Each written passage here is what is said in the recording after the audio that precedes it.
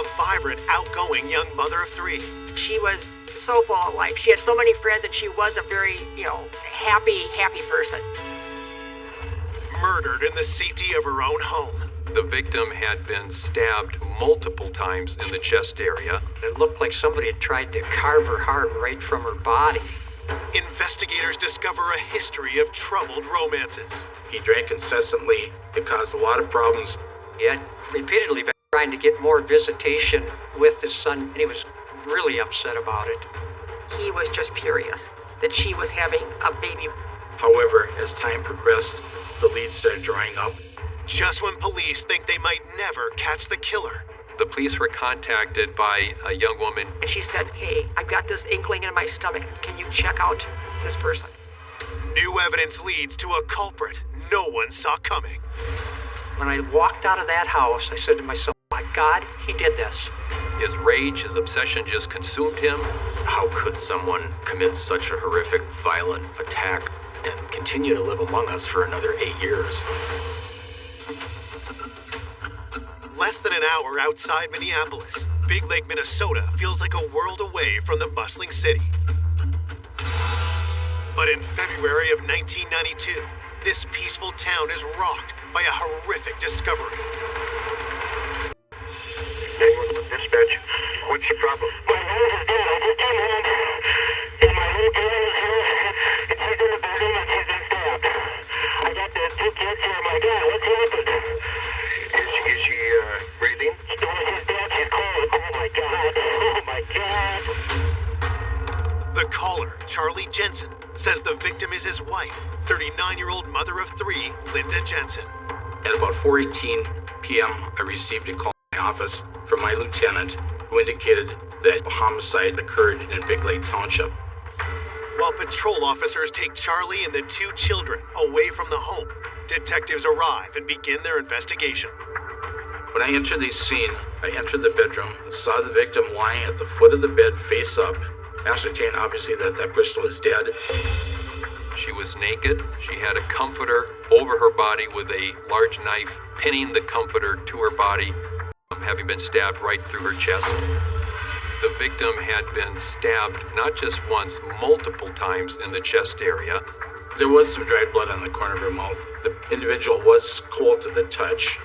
The victim appeared to be dead for quite some time. Even for seasoned detectives, the viciousness of the attack is shocking. I thought it was a horrific overkill with the knife. It looked like somebody had tried to carve her heart right from her body. My theory was the perpetrator was really angry with the individual, and that's why it stabbed her in such a heinous way. The knife appeared to be like a kitchen steak knife. It was later ascertained that the knife itself had been taken from a butcher block in the kitchen of the residence. After finishing up with the body, investigators examine the rest of the home for clues. There was nothing that appeared to be out of place whatsoever. The house may have been a little on the messy side, but there was no sign of any of the drawers being opened, nothing being disturbed. I observed that there was no sign of a forced entry. It was really actually kind of a clean crime scene, other than the homicide itself. No fingerprints, no blood samples. As detectives continue searching for evidence, news of Linda's murder reaches her family. I got a phone call from Charlie, and he said, "We lost Linda. Linda's dead. She's been murdered." I was screaming. Just screamed and screamed and screamed because she was gone. And I didn't want to believe it. Born in a Minneapolis suburb in 1952, Linda had 3 siblings. Linda was my dark-haired sister. Beautiful, beautiful sister. She was so full of life. Linda was the person that you find climbing a tree. She loved to swim. She just would go, go, go. Linda's boundless energy continued into her adult years.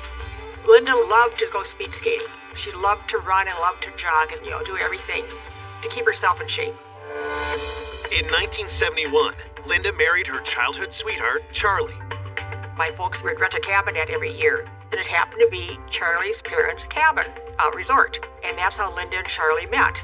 Then when they first got married, Charlie and Linda were so much much in love. Their first child, Andrew, was born in 1973. She was, so excited that, to have a little boy. She was so happy. But the fairy tale marriage didn't last.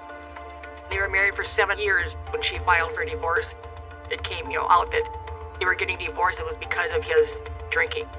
4 years later, while in a new relationship, Linda gave birth to her second son, Joey.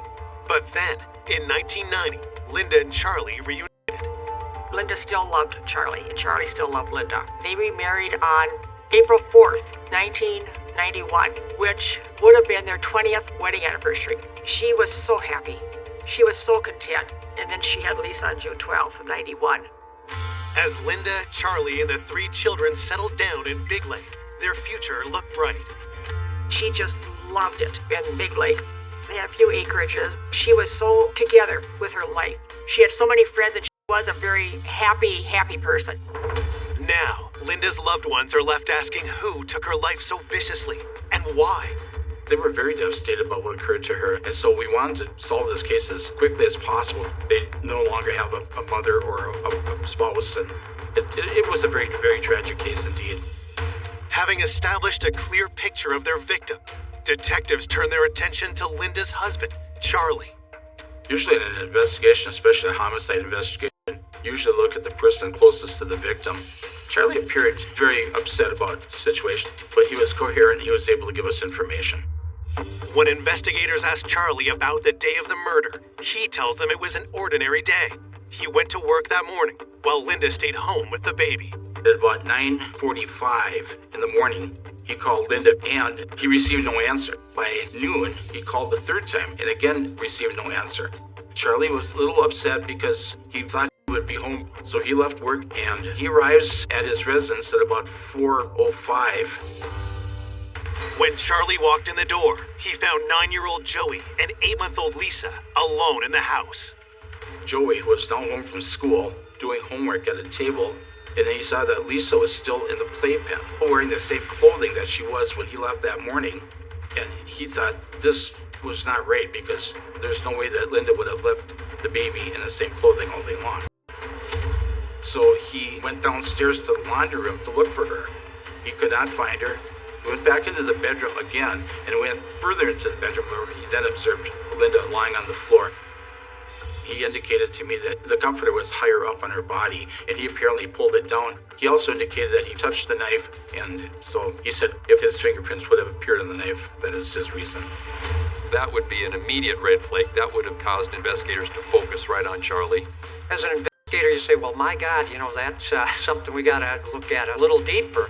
Investigators also knew their early relationship was a volatile relationship. They did find their way back to each other, but their relationship certainly was rocky. You always assume that perhaps the spouse is the person that perpetrated the crime, and he was right at the top of the list. Coming up, investigators get a promising lead She saw a man in a pickup truck pulling out of the driveway. and uncover sinister motives. Would it be possible for him to hire someone to kill Linda? He became this person that she was afraid of. After a suspect is caught in a lie, He claimed he didn't know who she was. He was asked to give a DNA sample and he refused. the case takes a jaw-dropping turn. The family were outraged. You could feel the chill in the courtroom. No way in hell. No way. Murder of 39-year-old mother of 3, Linda Jensen. Their first suspect is Linda's husband, Charlie, who has just admitted his fingerprints are likely a murder weapon. He indicated that he touched the knife. He never pulled it out, but he did touch the knife by the handle. Is Charlie trying to cover his tracks? Searching for a possible motive, detectives ask why he and Linda divorced 14 years ago. Charlie indicated that they had a good relationship. The only reason that the marriage broke up was simply because of his drinking. Before Linda and Charlie got married, the first marriage, Charlie got sent to Vietnam. What he went through in Vietnam always stayed with him, and he got into heavy drinking because of that. He drank incessantly. It caused a lot of problems in the marriage. So eventually, by 1978, Linda sought a divorce. When Linda and Charlie remarried in 1991, Charlie had stopped drinking, but other demons remained. Charlie had, really kind of given up his partying, and he became more of an adult. But yet, what he went through in Vietnam always stayed with him. Had Charlie's old issues returned, this time with fatal consequences? Investigators get to work checking Charlie's alibi. Charlie indicated that he left the residence at about 6:15 a.m. to go to work, and he proceeded back to his residence at about 4:05 p.m. We retraced his steps, and we talked to a fellow coworker who verified the time that Charlie had arrived at work and the time that he left, and no time during that day did he ever leave. Before detectives let Charlie go, they take a sample of his DNA. At that time, we could do a little bit of DNA testing, but it hadn't reached the point where it could identify a suspect positively. So the investigative team was collecting DNA samples and then preserving it. Charlie was also asked to do a polygraph test, which he did. He passed the polygraph test and was eliminated as a suspect. Everything he said was down to the wire. He could not have been the perpetrator in this crime based on the timeline. While investigators search for their next suspect, news of the murder leaves Big Lake residents fearful. This crime was a shock to the community. It was a smaller community and, they didn't have many homicides. To think that somebody is still out there walking the street and you don't know who, what would be worse? Your house is supposed to be your safety, and to know that she was murdered in her house, that somebody decided to play God, take her life. Who could do that? 24 hours into the investigation, detectives receive their first tip. The investigative team got a call from a rural mail carrier who had claimed that she had been by the Jensen house on the day of the homicide. The mail carrier arrived at the house at around 11:30 that morning, and she said at the time she saw a man in a pickup truck pulling out of the driveway, and she said she got a pretty good description of the man. The postal worker described the truck as an older truck. I believe it was tan, two-tone tan, and it was occupied by a Caucasian male, late 30s, early 40s, kind of a scruffy guy with a beard.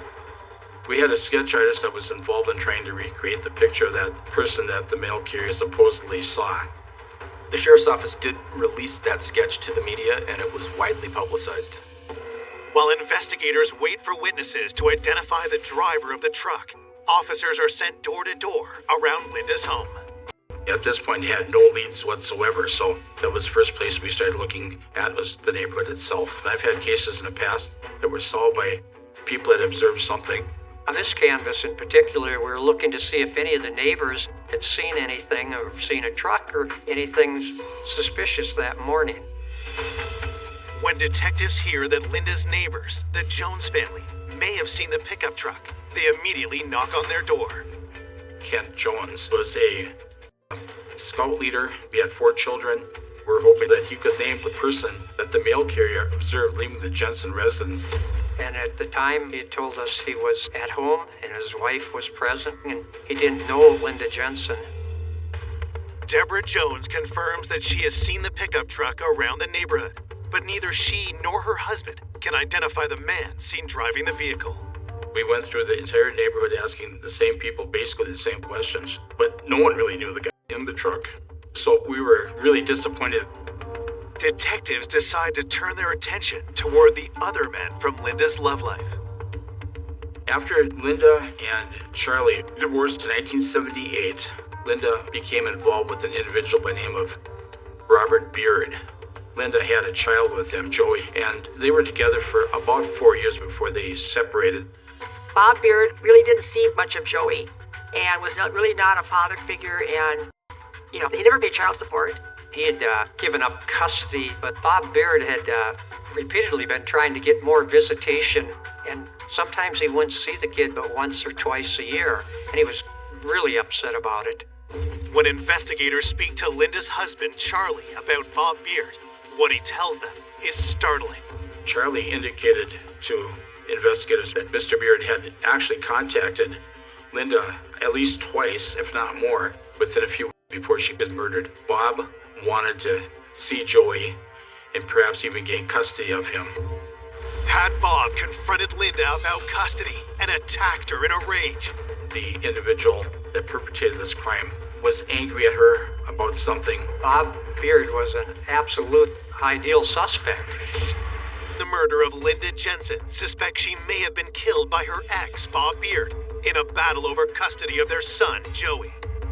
During the investigation, investigation, we learned that Linda had been with a guy, and he was kind of a bad actor. According to the family, Linda was concerned about Bob due to his anger issues and the fact that he was drinking and using drugs. Did Linda and Bob's dispute turn fatal? Detectives bring Bob in for an interview. I questioned him, when were you last in contact with Linda Jensen? And he indicated, God, it'd been a long time. So I confronted him with what Charlie had said, and he denied it. He said, no, I haven't been in contact with her. If he was giving false information, that would make him look very suspicious as a possible perpetrator. Investigators asked Bob where he was the day Linda was murdered. During the interview, he admitted that day of Linda's homicide that he'd been at home alone and had no alibi other than that. I was home alone, he said. Beard told investigators that he had no car and that he wouldn't be able to walk to her residence. After providing this information, he then lawyered up, indicated that he would not speak unless his lawyer was present, so that was very frustrating. Usually when a person wants a lawyer present, that usually indicates to us that they have something to hide. Bob remains on the suspect list, but with no concrete evidence tying him to Linda's murder, police are forced to let him go. As they continue their investigation, detectives hope the autopsy report will provide a much-needed break. During the autopsy, they determined that she'd been strangled and that subsequently she'd been also stabbed through the chest. But the cause of death, more than likely, was the strangulation. It was also found that she had been sexually assaulted, and then there was a DNA swab taken at that time. She was perhaps being strangled during the time that she was being sexually assaulted, and then she was probably stabbed post-mortem, in other words, after death. Medical examiners also determined Linda's time of death was between 8 a.m. and 10 a.m. Charlie left the home at 6:45 a.m. About an hour later, the 9-year-old son left the home at about 7:45. That left just Linda Jensen at home with her infant child. Those who knew her talked about the fact that she would have fought for her life, and so it probably was a very, very violent way encounter that probably lasted for a little while. Somebody committed this horrible sexual assault and a nasty homicide, and they're walking around and they got away with it. That's unacceptable. Convinced Linda was murdered by someone with a personal motive, investigators look at another one of Linda's romantic partners. According to Charlie, after Linda left Robert Beard, she met an individual by the name of John Solomon. When I first met John Silliman, I didn't like him. He just kind of acted like he was God's gift to women, but that's who she, really cared about, and she did marry him in '86. After the wedding, John convinced Linda to move to California, but their newlywed bliss quickly faded. Linda had only been out in California for a short period of time when things were getting kind of rough. A few times when Linda had called, I could tell that she was sad when we would talk. He completely, changed and became this person that she, I think, was a little afraid of. And he wanted Linda to have a child. And Linda knew that she just could not do that. So she convinced him that he should adopt Joey, and that's how she got out of having to have a baby with him. Over the next few years, John's behavior became more troubling. There was one particular time where Mr. Silliman had hit Linda, and they had a major fight. Linda realized she had to get out of that relationship, and she left and came back to Minnesota. At this point in time, Charlie was sober, and Linda actually wanted to get back together with him again because, as they said, they always loved each other. When Linda left Mr. Silliman, Linda requested that Mr. Silliman provide child support for Joey, and this was a real bone of contention with him because he felt that she had talked him into adopting him, and then after he adopts Joey, she leaves him, and then he is stuck with the child support. A judge orders John to pay Linda $300 a month. But then, John receives even more shocking news. Linda got pregnant with Lisa, and when the divorce papers came to John, and it did have to state in the divorce papers that she was pregnant, but it wasn't his child. He was just furious that she was having a baby with Charlie, and she wouldn't have one with him. Did Linda's news push John over the edge? He'd made calls, we were told, that weren't too pleasant with Linda. So he was a potential suspect. Could he have come back and committed this homicide? Her abusive ex-husband, John Silliman, was enraged over her child support demands and news of her pregnancy with another man. Did his resentment lead him to kill? Police fly to California to interview him. When I interviewed him regarding the abuse, he indicated it was a two-way street, that they both abused each other. They fought all the time. They fought over money. They fought over Joey to a certain degree, and they just did not get along at all. John had motive to want Linda dead, but investigators need to know if he had the opportunity. During the time of the murder, John would have been working at the elementary school in King City, California. And according to the people we spoke with at the school, he never left the school that entire day. You know, when you're looking at an alibi on any potential suspect, nothing's black and white with it, but the Silliman alibi, it was airtight. Even though John's alibi checks out, investigators still believe he could be involved in Linda's murder.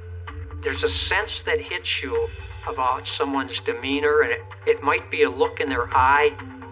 After visiting with them, the question came up, would it be possible for him to hire someone to come up and kill Linda? He would still have an alibi being at school, but someone else could have done the crime. Detectives scour John's finances, looking for any evidence he paid for a hit. But upon reviewing all his bank records, we could not find anything that would have revealed that he had done such a thing.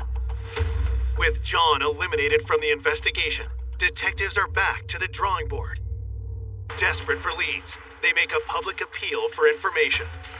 We set up a tip line at the Sheriff's Department, and we received in excess of approximately 1,000 calls. And I think at that point, officers were hoping for just something, anything, that they could use to get them back on track. And maybe somebody looked suspicious, said something suspicious. Every tip that came in was followed up on as best we could, because you never know when the correct tip is going to be the one that solves the crime. However, as time progressed, the leads started drying up. The family was quite upset. They wanted it solved. We also wanted it solved, but it was very, very difficult to do when you have no further leads coming in. With no new suspects on their radar, by May 1992, the case grinds to a halt. It's very difficult when you have a case that goes cold. There's a lot of sacrifice on behalf of the officers involved doing the investigation. They're away from their homes, their families. It can affect you quite drastically. What could I have missed? And it's just troubling. You don't sleep, you don't rest. I would call the sheriff's department many times a week.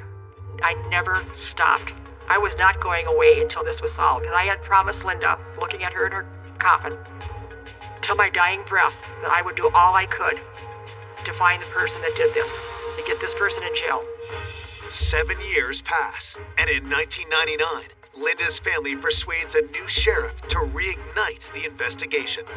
Because of Sandy's insistence opening the case, Sheriff Anderson at the time decided to take a second look at the case. To start, police offer a reward for new information. Sometimes in these cases, over time, people who have information that they didn't provide early on can feel more comfortable to come forward. Sometimes they get that nagging feeling that, what I thought was nothing 10 years ago maybe actually means something.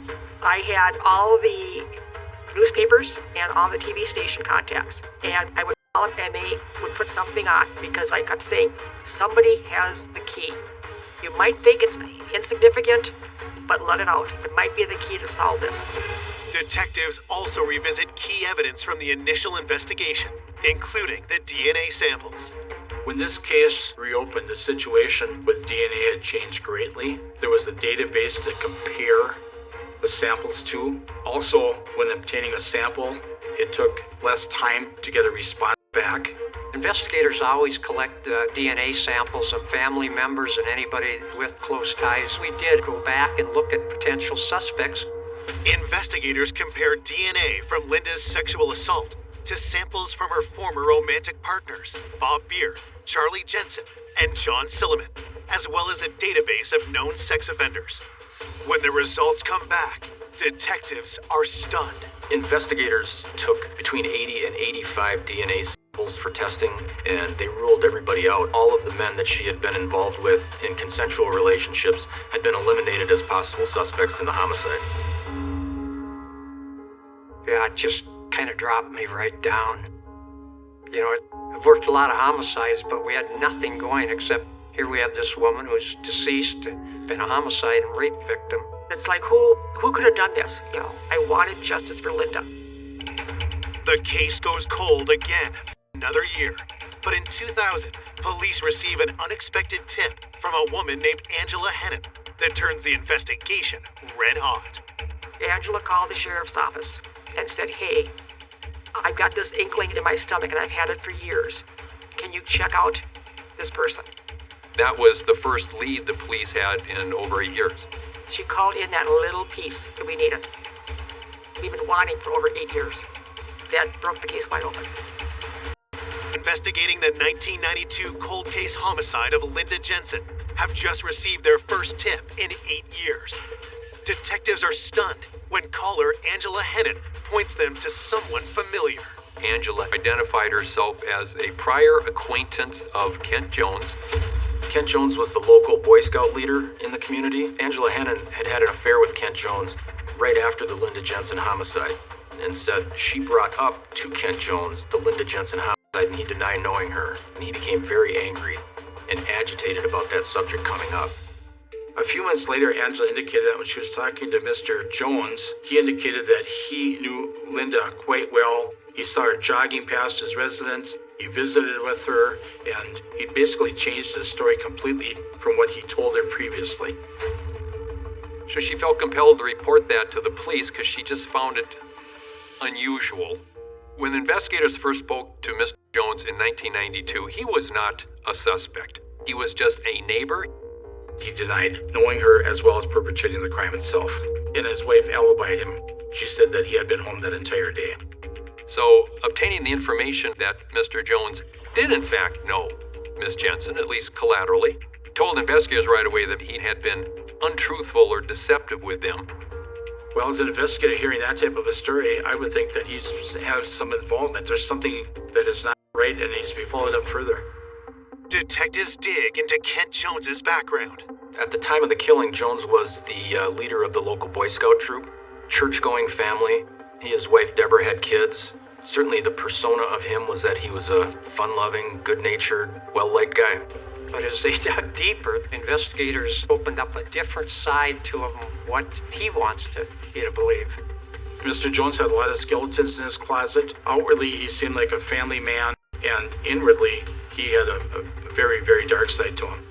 He had a criminal history. He rented a storage locker that one night caught on fire. Mr. Jones entered a claim to the insurance company, and as it turned out, he probably had about $35,000 worth of items in that locker and not several hundreds of thousands that he claimed. It was an overclaim, and he was subsequently investigated and charged with defrauding the insurance company. Investigators then discover an even darker side to the father of four. There'd been some suspicion that he'd been abusive with his wife in the past. I read a report that Mrs. Jones had been stabbed. She apparently slipped and fell onto the open dishwasher, and her body was pierced by a knife that had been put into the dishwasher handle down. And I think some people looked at that and wondered, did that really happen that way? That just doesn't make sense. Investigators were very suspicious about those circumstances. She, however, stuck to that story and never pursued any charges against her husband. If Mr. Jones was the person that stabbed her, this is in line with the same thing that happened to Linda Jensen, in that she was stabbed, and it shows that he has a propensity for violence. Armed with the disturbing new profile of Kent, detectives pay him another visit, this time as a suspect. They went back to re-interview him and asked him again if he knew Miss Jensen or knew anything about her. He claimed he knew nothing about her, didn't know who she was.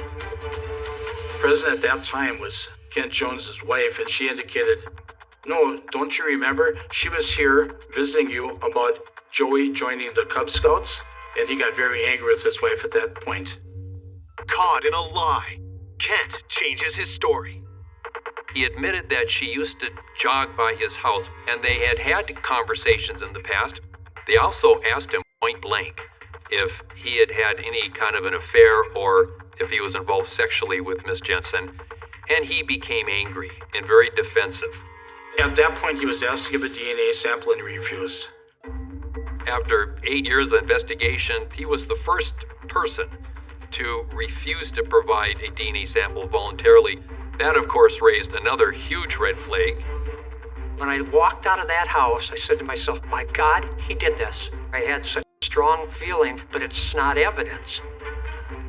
Officers went to the local district court judge and applied for a search warrant in order to obtain a DNA sample from Mr. Jones. With their warrant in hand, investigators collect Kent Jones's DNA to compare to evidence from the crime scene. Mr. Jones's sample of DNA was sent to the crime lab, and within a short period of time, we got the results back and the DNA matched. It was a match on almost every level. There was no question that the DNA at the crime scene came from Mr. Jones. Thank God they got him. I knew this son of a bitch did it. So I wanted him gone. Sheriff Anderson called and he said that I want you to get everybody together. We are making the arrest after you're all here. When they said the name, we had no idea who this guy was. In those 8 years, I never be a neighbor. On July 25th, 2000, Kent Jones is arrested and charged with the first-degree murder of Linda Jensen. Despite the DNA match, Kent insists he's innocent. You're going through scenarios with him to determine what he reacts to or bites on. And if we can get that confession, and none of those scenarios worked with him. But the DNA was the connection that allowed the case to go to the grand jury to indict Mr. Jones for the murder. On May 31st, 2001, Kent Jones goes on trial. Mr. Jones was indicted on 3 different charges. It was first-degree murder, it was second-degree intentional murder, and count 3 was criminal sexual conduct in the first degree. How could someone who was involved in Boy Scouts, who was involved in his church, who seemingly was a good husband and good father, commit such a horrific, violent attack and continue to live among us for another 8 years? But people looked at the fact that there was a DNA match. They looked at the other evidence presented at the trial, and people thought, this guy really did it. But when Kent Jones takes the stand, his testimony takes everyone by surprise. There was a major development that caught literally everybody off guard. He got up on the stand and he told everybody something that just shocked the entire... 9 years after Linda Jensen was raped and killed, neighbor Kent Jones is on trial for first-degree murder. But when Kent takes the stand, his defense stuns prosecutors. Under oath, in court, in front of the jury, he testified that he had actually been having an affair with Linda Jensen. Mr. Jones's defense was that he was having consensual sex with Linda, and that's why they found the DNA when they did the autopsy on Linda. The family were outraged. You could feel the chill in the courtroom. No way in hell. No way could that happen. He murdered my sister, and he's trying to murder her reputation. And how dare he? And I had to tell the family, I am sorry, but this is Mr. Jones' day in court. The jury can disbelieve it if they want. That's up to them. But there's no way legally I could prevent him from presenting his defense. Each time he changed his story from, I don't know her, to, oh yeah, I knew her because she jumped by my house, to, wait, we did meet once to talk about Boy Scouts, to, we had a consensual affair. It wasn't laughable, it was just sad. The decision rests with the jury. On December 8th, 2001, they return their verdict. They find Kent Jones guilty on all 3 charges, and he is later sentenced to life in prison. I think after all of that, there was a great sense of relief from the family that, you know what, we don't believe this. Thank God the jury didn't believe it either, and this guy is actually going to get what we've been looking for now for years. After he was sentenced and he was taken out of the courtroom, the jurors came up and were giving us hugs. And I'm thinking it's got to be over. But less than 3 years later, Linda's family is dealt a sickening blow. After Mr. Jones's conviction, he did file an appeal that went directly to the Minnesota Supreme Court. Mr. Jones and his attorneys wanted to present evidence of an alternative perpetrator, and the Supreme Court agreed with the defense, overturned the conviction, and resulted in us having to retry the case a second time. From the time he was arrested, it was like 5-6 years that we've been going through court hearings. How much more does the justice system want this family to go through? Once the Supreme Court's ruling came out, people started to question whether Jones was going to be released. Were they going to now have barriers in the second trial that might lead to a not guilty verdict? In November 2006, Kent Jones stands trial again. On the second trial, out of the blue, he decided he would name Charlie Jensen as the alternative suspect. He still claimed he was having an affair, but this time he testified that he had intercourse with Miss Jensen the morning of the murder. Kent Jones claims that when Charlie arrived home and discovered the affair, he murdered Linda. Everyone knew Mr. Jensen had an absolute ironclad alibi, confirmed and reconfirmed, and I thought Mr. Jensen was going to get up and start making a scene and yell or something, because I could see that look in his face. I could see it boiling up. And to his credit, he held his composure. His lies just kept going farther and farther and farther into left field. And my fear was that it was going to drag on through the court system over and over and over. The prosecution presents their theory of what really happened that day. I believe in his mind, Linda was his fantasy girl. He saw her running on occasion past his house. She had spoken with him about Joey joining the Cub Scouts. This was a crime of obsession. He knew she was home alone with just an infant. For whatever reason, decided to act on his impulse that had probably been building up for months and months. I believe Mr. Jones went over there to visit with her, talk to her, try to induce her into perhaps having sex with him. He probably got rejected, he got furious, and this was his moment, and he took it out on her. I think his rage, his obsession just consumed him. Forced sex on her, strangled her, and eventually killed her. After strangling Linda, Kent stabbed her several times, pinning the comforter to her chest. These are crimes that are committed by people that just lose control of any rational thought, and that's consistent with the horrible injuries that Linda suffered. For the second time in 4 years, a jury convicts Kent Jones of murdering Linda Jensen, and he's again sentenced to life in prison. I was really happy for the Jensen family in particular, especially having to go through a second trial like they did. I could finally take a deep breath and have this heavy iron coat that I didn't know I was carrying, have that fall off of me. That it's over, it's done. Though justice is served, Linda's loved ones have never gotten over her loss. He's not eligible for release until 2030. And I will be there. I will do anything I can to keep this man in. Please, emergency, what's passing there, please? Our next door neighbour is not answering. Upstairs, there's a bay window wide open. Okay, how old is your neighbour? Around about 77. Does he live alone? Yes.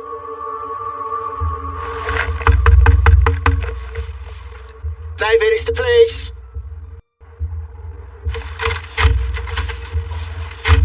David? David? He's here. He's freezing cold. And that looks like ligature marks on his ankles to me.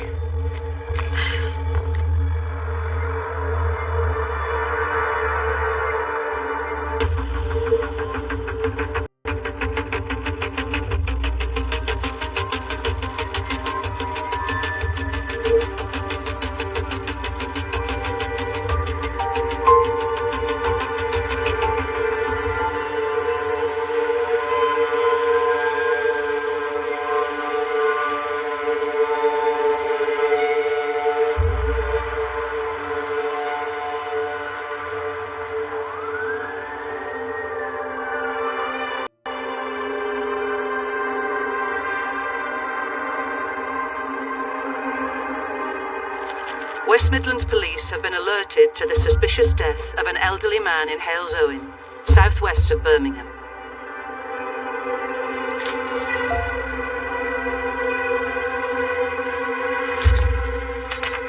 Crime Scene Coordinator Joe Ward is in charge of the forensic investigation.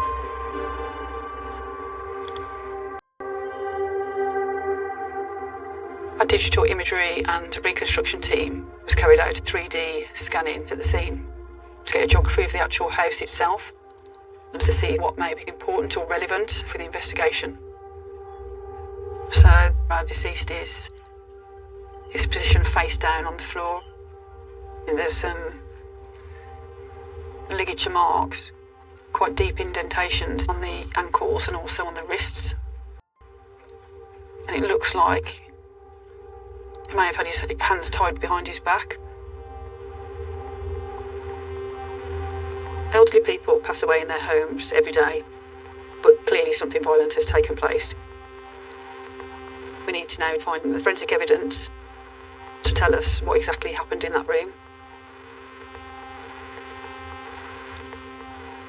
There's a chair there that has got what appears to be a telephone cable tied around the legs. And then you've got a pair of scissors and then a knife on the floor. It looks like there's blood on the carpet.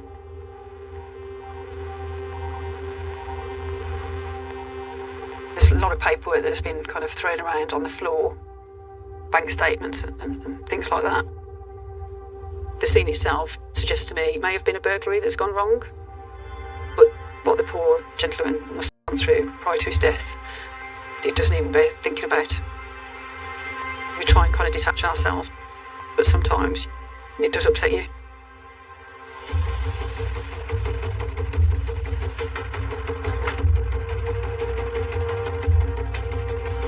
While the body of the victim is sent for post-mortem, Joe joins homicide detective Tom Lyons for a briefing with the investigation team. This is David Vine. He's 78 years old, and we found him deceased on the 15th of November at Manor Lane in Halesowen. As you can see here, there's an open window. So the hypothesis at the moment is that our offender has essentially scaled up this drain pipe and gone into David's house through his first floor window. And that's David's lounge on the ground floor. And this is how he was found, with his hands in an unusual position behind his back. Found untied, but the indentations in his wrists and his ankles seem to suggest he's been tied up for a long time. It's horrific what's happened to him. It looks like a burglary, but it appears as though he's been tied up and left to die. So, from the off, we're investigating this as a murder. We know that his brother spoke to him on the 30th of October, so that's 15 days ago. David was someone who kept himself to himself, but he did have regular contact with his brother that lives in the northeast. When his brother couldn't get hold of him, he contacted the neighbours, and when they couldn't get hold of him, it was them that called the police. So we've got a really big timeline here on where our offence could have happened. So the timeline we've managed to establish at the moment is David's body was found on the 15th of November. His brother spoke to him on the 30th of October. So we've got a 2-week period to identify when David's death has occurred. This is interesting. On the table, there's a half-drunk cup of tea, there's a half a cereal, the milk's there that's out of date, David's glasses, and a half-eaten bit of breakfast, essentially. And we've got a TV guide, and the date on that TV guide is the 3rd of November, so it might be a key date around the 3rd of November. Narrowing down the timeline is absolutely vital in figuring out when David has been tied up, when he's been left, and when he was last seen alive. The 2-week period does make it more problematic. There's more inquiries we've got to do, more CCTV to view. But the police's job ultimately is to protect the community. And for me, what makes this such a horrific crime is that David was attacked in his own home, where he's got the absolute right to feel safe. Thank you, everyone. We need to catch this person who has done this to David, so they won't be able to do this to anyone else.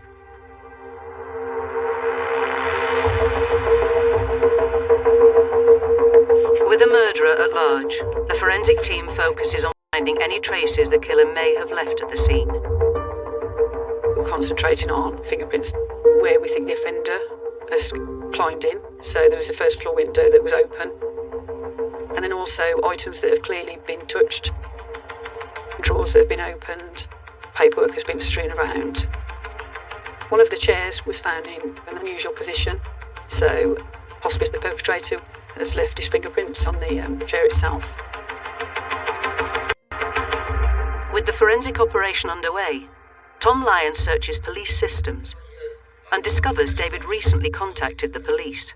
I came down earlier on when the house was finished. When you heard rummaging about, did you feel that was in the house or outside, or not sure? Mm-hmm. Okay. The incident occurred 3 weeks before David's body was discovered. So we've got a hold of body worn video from the officer who attended David's address when David reported to the police a burglary at his house on the 24th of October. And then you heard the glass smash? Yeah. David basically says that the window's smashed and he sees a hand coming through. Well, can you arrange to be repaired? If you'd like us to, yeah, we can. We'll just get it temporarily boarded up so it's safe, so no one else can be sticking their arms through it. Well, okay, rightio. Looking at David just reminds me of my own grandparents' house, really. Yeah. To see David alive and well on the body cam, which is just, quite upsetting.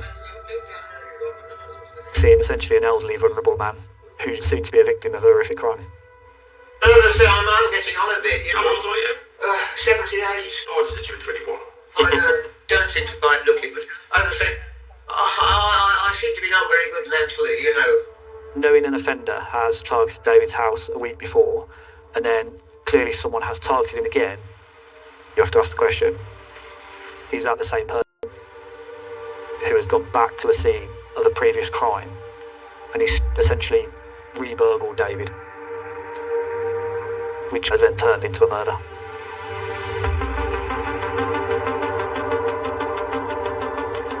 Extensive checks at the crime scene have only revealed fingerprints belonging to David.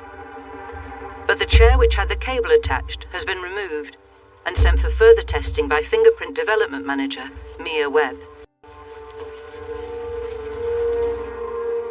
Areas of particular interest are where we would expect the suspect to have handled the chair. So we're probably looking up here towards the top of the chair as if they've grabbed it like that, or again at the sides of the chair, so if they've held it along the side of the chair to move the chair around the scene. And we'll start by examining with ultraviolet using a laser. The lasers will fluoresce any constituents or any contaminants to the fingerprint.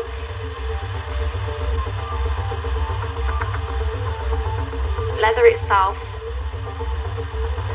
isn't very good to get fingerprints from, just because of the textured nature of the surface.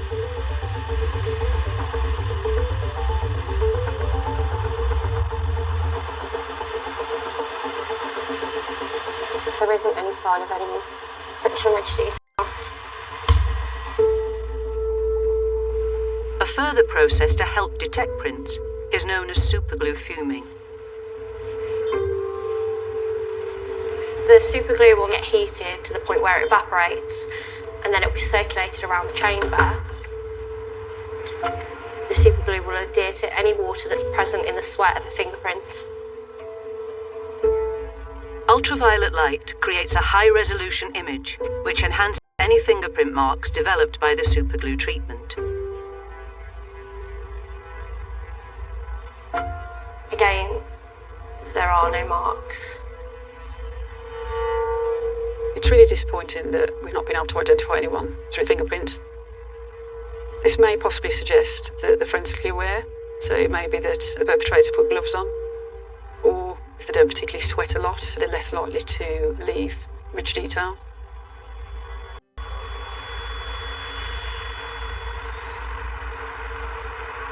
In a bid to narrow down when the crime may have taken place, Tom and CCTV specialist Glenn Manning focus on inquiries near to the murder scene. CCTV usually lasts between 14 and 30 days, so that really puts us up against it in terms of time to retrieve that evidence, basically. Right here. Yeah, it's right here for Manor Lane. All CCTV is obviously time dated. So if we can find proof of life of David on that CCTV, then it'll really narrow down when this crime has happened. But we're also looking for suspicious people going towards or away from David's address. We'll have to take from the scene here all the way back down the road because we don't know what the final route in or route out was. There's ring flood cams, doorbell cameras. Some of these are on motion, but a light will come on. We have to look at every single opportunity we possibly can and get those downloaded. So, cameras over there and there. Just up in the eaves up there as well. Yep.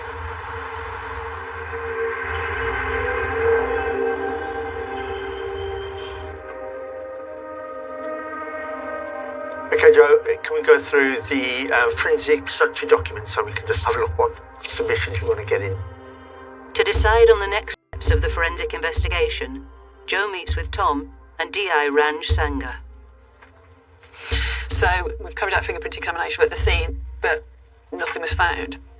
But the chair that was found nearby had actually got like a telephone cable around it. There's chances that there'd be some cellular DNA from whoever has tied that around the legs. Cellular DNA is what we refer to as touch DNA. So if you touch or handle anything, then you kind of shed skin cells, which then stick to the item, which then leave your DNA on that particular item. And then there was found a knife and some scissors. Now, again, has the offender or offenders used the knife and the scissors to cut that cable? Yeah. If they have, obviously they've had to have a firm grip, could we have cellular DNA on those items as well? Even if the perpetrator was wearing gloves, there's still an opportunity to get DNA. A lot of people are not aware of that. You have to put the gloves on, so you're still touching the outside of the gloves. You may touch your face or any bare skin. Obviously then, the DNA testing may identify the perpetrator.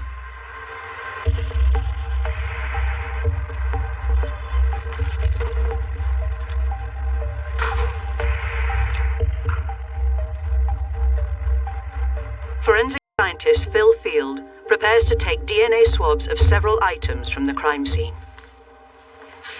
It's quite possible that these scissors are being handled by the offender at some point, and so we're just considering surface areas which we might be able to sample in an attempt to obtain some DNA material. In the past, you needed quite a lot of blood to get a DNA profile from it, so usually something in the realm of the size of a 2p piece.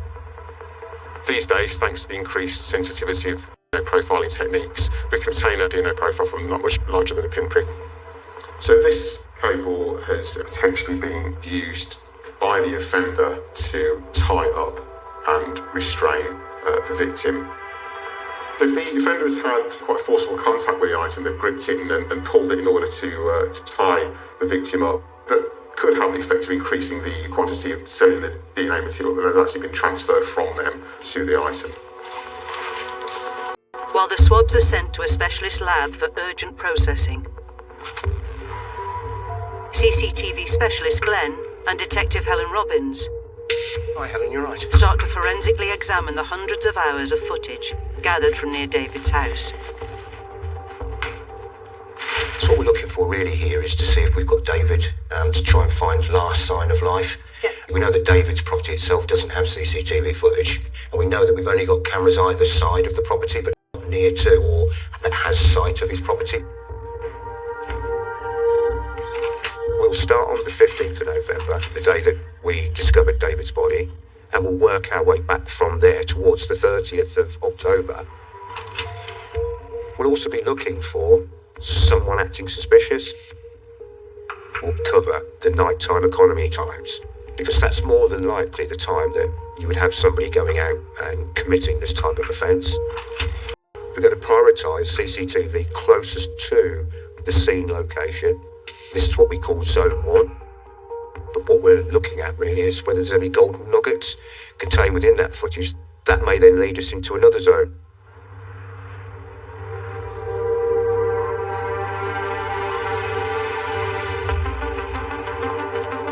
As well as searching for David's last proof of life, the investigation team has been awaiting a post-mortem result to confirm his cause of death.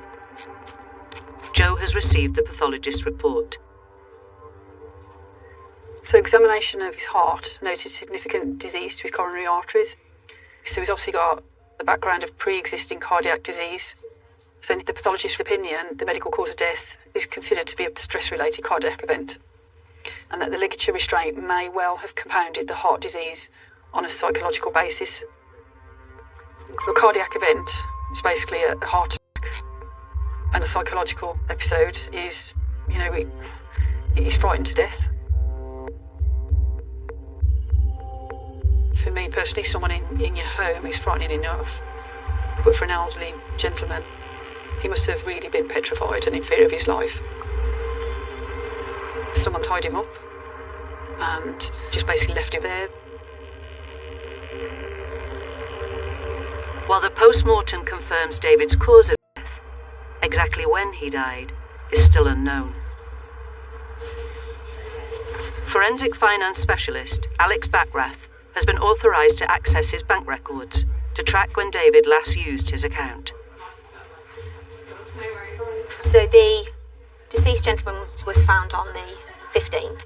So going back 5 days worth of transactions, at present I've got 212 individual transactions over a 5-day period. £20, £20, £20. Lower limit transactions where 12, 13 of these are at the same supermarket. That raises concerns. If you're doing a transaction, why wouldn't you just do it in one go? There's a fee paid every time. Would a reasonable person be doing that with their own bank account, their own funds? In my opinion, these aren't the spending habits of a 78-year-old man. They're very erratic, transaction after transaction, seconds, minutes in between them. At the crime scene, there is bank statements on the floor strewn about the place.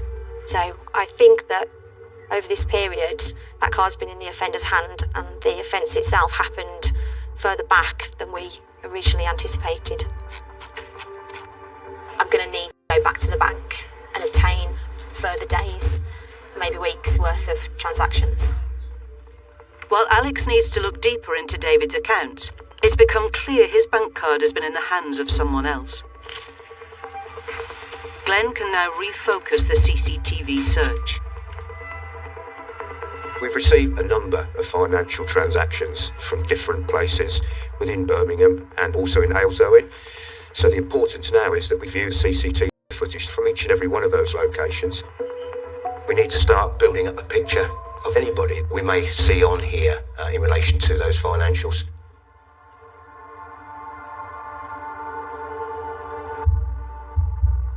With David's bank account suggesting the crime took place several days before the discovery of his body, Joe and Tom have called in pathologist Brett Lockyer to see if he can help narrow down when David died. David was found deceased on the 15th of November. Can we pinpoint the time of death? So he has been deceased for some period of time. Yeah. There were signs of mummification. And also when he's found, his hands are still in that unnatural position behind his back. That's because rigor mortis has developed and his muscles have frozen into that position. So whilst it's not possible to say exactly when he did die, the post-mortem would indicate that he had been dead for a week, if not longer. That's really helpful, thank you. What I can say is that the act of tying him up would have happened when he was alive. And the interesting thing, of course, is that had the ligature been removed immediately after he died, then you wouldn't necessarily see the blood settling, which is otherwise known as hypostasis. That only really occurs after the heart stopped beating. So they would indicate that the bindings have been removed after he's been deceased for a period of time. Yeah. But from the pathology, are you able to say a period of time he was tied up for before he was untied? Well, I can't say exactly when he has been untied, but he certainly hasn't been untied within hours of being deceased. That's most likely to have occurred at a later period. Speaking to the pathologist raises a few more questions. When was he tied up, and when was he untied, and who's untied him? Could it be the offender has been in there for some time and untied him? Has the offender returned and untied him? Or is there a third party who's been in David's address, untied him, but for whatever reason hasn't contacted the police?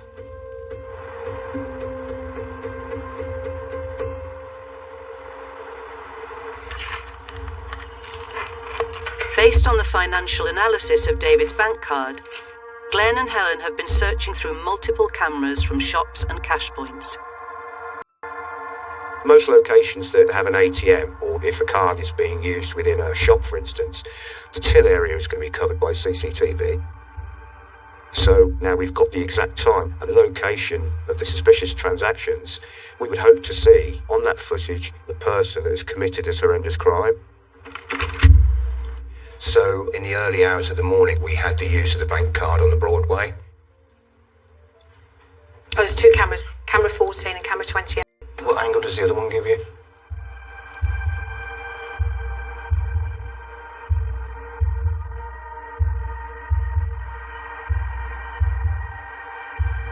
Glenn moves on to a second suspicious transaction, identified by the financial analysis.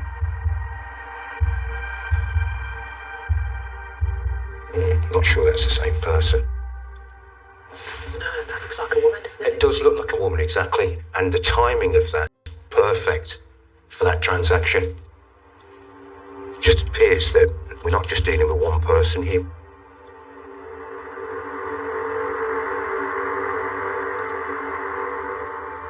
November 12th, 14th, and then we've got females using his bank card. That is very surprising. I was expecting one person, but now there's multiple people using David's bank card. We've got to keep an open mind as to how many people now are involved in David's murder. Officers start trying to identify the numerous people caught on CCTV using the bank card. It does make the investigation more difficult. It gives us more lines of inquiry because we've now got to identify all these different people fraudulently using David's card.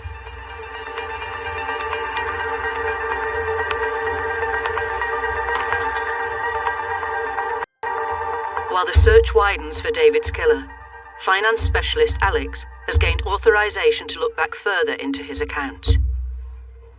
So I've got transactions dating from the 14th of November going back. If we can identify where the victim's normal account usage ends and what we believe is the offender's usage starts, it really narrows down that time frame for when the offence happened. It looks like David's normal spending habits are trips to his local Asda, presumably do his weekly shopping, and he does do ATM transactions, but they are one-offs at a normal time in daylight hours. It looks like I found the final legitimate transaction carried out by David. It's a purchase at his local Asda on the 2nd. Then from the early hours of the 3rd, the transactions from his account radically changed. And I believe the first suspicious transaction carried out by the offender and not by David is from the Co-op at just after 6 o'clock in the morning on the 3rd of November. I think those early transactions are the offenders that took control of that card and committed this offence. The first fraudulent transaction on David's card was committed 12 days before the discovery of his body. In excess of £8,000 has been stolen fraudulently in over 300 different transactions. A CCTV check with Asda confirms Alex's theory.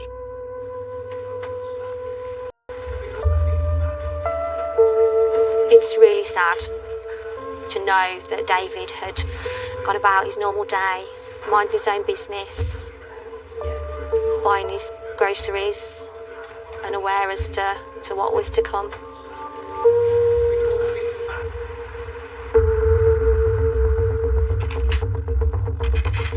With the financial analysis revealing the time and place of the very first fraudulent usage of David's card, detectives can now pinpoint CCTV footage from the exact time of the transaction.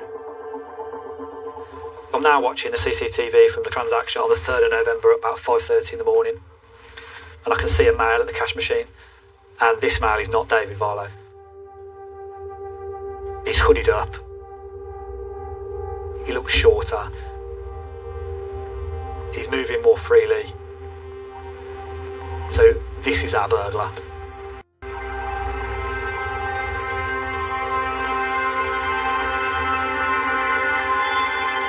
The cash machine is just 2 minutes' walk from David's house, but the suspect is as yet unidentified. To see if they can find a clearer image, Tom and the team track the suspect as he crosses further CCTV cameras. He's still got his hood up, and he's still got a mask on. And this is the number 9 bus pulling up at a bus stop. And it looks like there's a male who gets on. There's no other people walking up Spies Lane at this time. He's got distinct trainers, and he's got a distinct jacket with white markings on. And he goes upstairs on the bus. This is our first really good image. He's still wearing a mask and his hood up. But he's got really distinct eyes.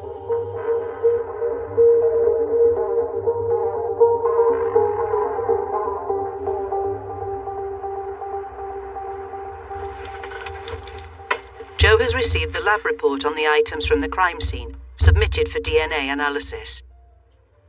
Okay, so a mixed result was obtained from the sample taken from the knotted area of the cable which was wrapped around the rear left leg of the chair.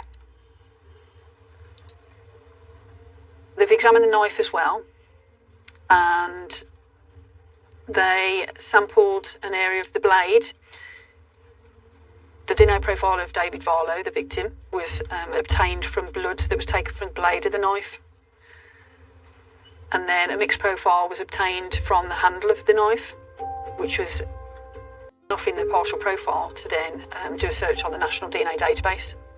And a match was obtained. A DNA match is really hard to dispute in court as it's incredibly accurate. And in this particular case, it's 1 in a billion.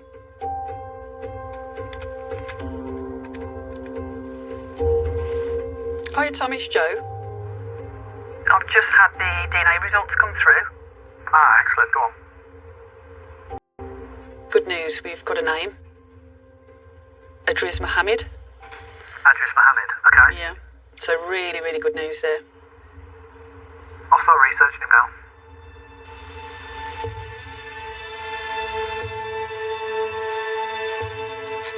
His nickname on our systems, or his alias, is Eyes. And his eyes are quite distinct on this CCTV. And looking at his last custody photo, comparing that to his image that we've got of him on the bus, the first image that we've got, he does have a similar hairline that you can see in our CCTV image, and he's got the same skin tone. He's been committing burglaries since he was a juvenile, and he's got 29 theft-related convictions, and it looks like he's committing burglary to fund his drug-related lifestyle. I think it's him.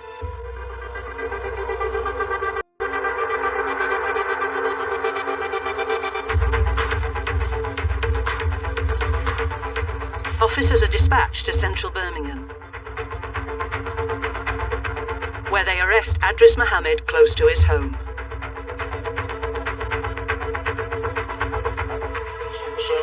Stand up vehicle. You're right. Good evening. Hiya. I'm one of the custody sergeants here. Have you been here before? Yes. Yeah? What's your first name? Adriz, A-D-R-I-S. A-D? R-I-S.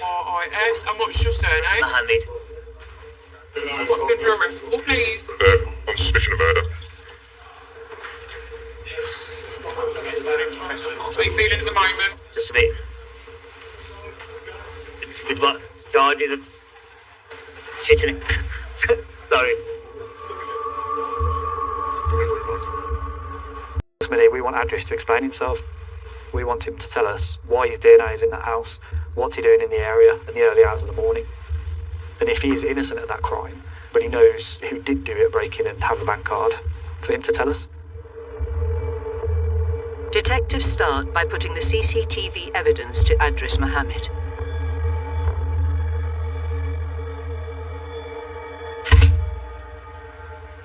Okay, so this is going down Spies Lane towards the Co-op and towards Manor Lane. The last one is at 0513 at 36 Manor Lane, so not far away. Is that you? No comment. And then you have the figure returning at 0600. Is that you? No comment.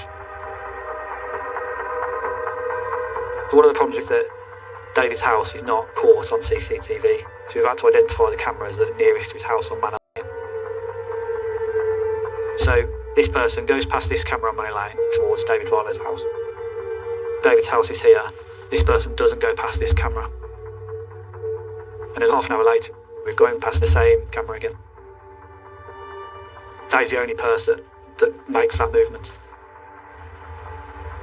The figure heads back to the Co-op at Spies Lane, and he's got hood up, and he's seen on the footage at the Co-op at 0602, and they're using the cash point.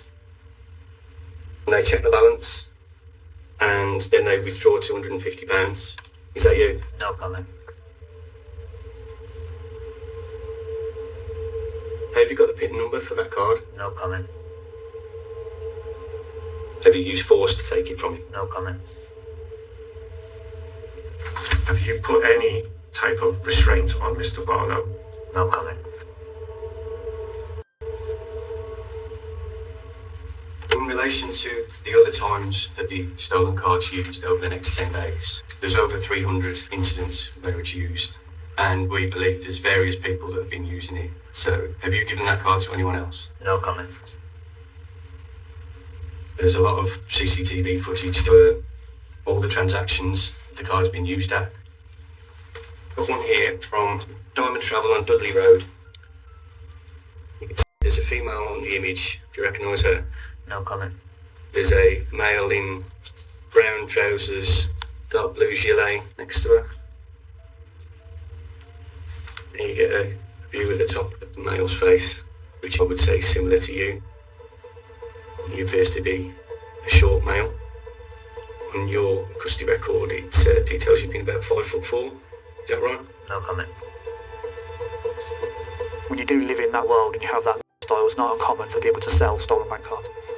You know, he owes a debt and he's using that card to repay a drugs debt. Another explanation might be, did Adris hand that card off to try and kind of throw us off the scent somewhat? Try and put the blame on someone else? Adris Mohammed had no phone on him when he was arrested. But in a bid to link his movements to the CCTV evidence, digital media investigator Mark Hilton has been searching for any numbers that may be his. Police systems and other systems accessible by the police has come up with a number finishing in 377 that's linked to Adris Mohammed. Some months prior to this incident, he actually used this phone number to call police and report some antisocial behaviour, giving his name and obviously that phone number. When we identify a phone number, we can apply for phone data. And what can sit within that data is where that phone number was when it was making and receiving calls and incoming and outgoing SMS messages. If the device is moving and therefore connecting to different cell masts as it's on the move, then we can successfully map where that A to B point is. So I want to see the location around the 3rd of November. And we can see immediately activations on these cell masts in the early hours. The blue marker there is Adris's home address. 5:19, there's a ping in Halesowen in the area of the deceased address, which is obviously the offence location and a key time for our victim's murder. And then from 6:16 onwards, he slowly makes his way back towards Birmingham on cell masts, moving towards his home address. So we can see straight away that the Halesowen ping at a significant time is really key. Looking further back into Adris Mohammed's phone usage data, Mark discovers something else. An attempted break-in was also reported at our victim's address on the evening of the 24th of October.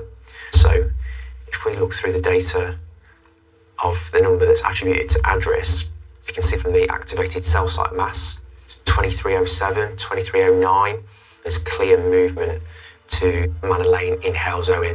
We know that that is around the time of the alleged break-in at Manor Lane. But then after this time, we can see at 119, the cell sites activated by that phone, moving away from Hales Owen and back towards the Birmingham area. So it's planned, because it shows that there's a recce of that address on the 24th. Then on the 3rd, Adris Mohammed has gone with purpose, with intent on the 3rd. He knows where he's going. He's gone specifically straight to that address, to that location, and committed the crime he has on an elderly, vulnerable man.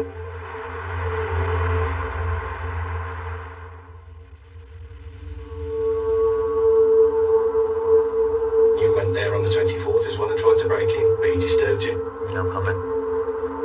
You thought, well, I haven't gained entry at this point, or my intention is to come back and try again.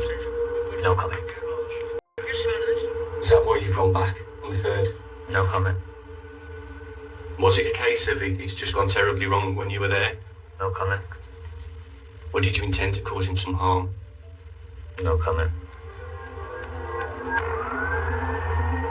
With Adris Mohammed giving no account of what happened in David's house in the early hours of the 3rd of November, detectives turned to the DNA evidence. Blood staining was found on one side of the knife. And on the handle of the knife was found your DNA. No comment. Your DNA on the knife that's got David's blood on it. No comment. Explain to me how that's happened. No comment. Other than the fact that you had that knife and you've threatened David with it, assaulted David with it, caused him injury that's led to his blood getting on there. No comment. A 77-year-old bloke who's never hurt anyone, and he should be able to feel safe in his own house. A house where he's always lived, where he's grown up, where his family's lived before him. This isn't the clearest image, but we can see the male at least getting on the bus. How frightening would that be to somebody who's just sat having a breakfast, reading a TV guide, looking forward to maybe what's coming on the TV later on that evening, and that figure appears, stood next to them. They're horrendous. I can say in my career, I think this is the worst case I've ever dealt with. He's restrained a vulnerable person and caused him, no doubt, pain and suffering. However, whether he's committed murder or not, ultimately it hinges on what Adris's intent was when he tied up David Varlow and left him to die. Did he know that that was a possible consequence of his actions? For me, that's part of the intent to commit murder. The CPS authorises Adris Mohammed to be charged with the murder of David Varlow, and he is remanded in custody.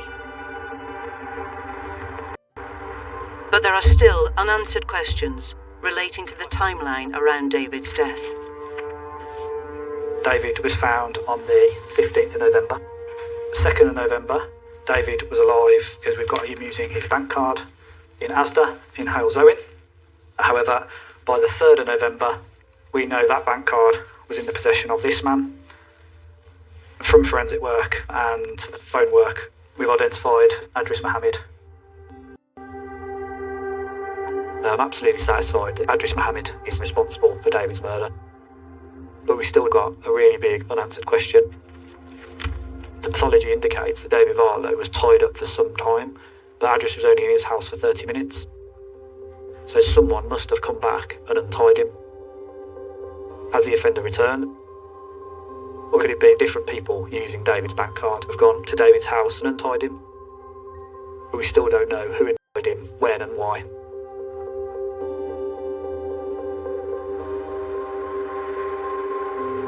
To interrogate Adris Mohammed's movements from the time the crime was committed until the discovery of David's body, Mark further analyses his phone data.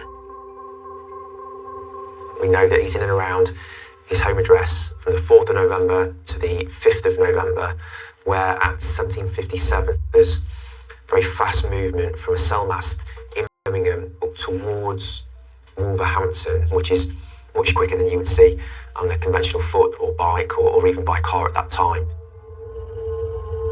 Rail inquiries reveal CCTV at New Street train station in Birmingham. And then we can also see 1830, he arrives in the area of Stafford, where he continues to use his phone connected to masts in and around his ex-partner's home address. And then on the 11th of November, there's movement on cell masts back towards Birmingham. And then we can see the Halesowen ping. So there's a confirmed hit in the Halesowen area, which is the deceased's address. And the mapping now is overwhelming in terms of the fact that it shows him moving by train on the 11th back down from Stafford to the offence location at Halesowen.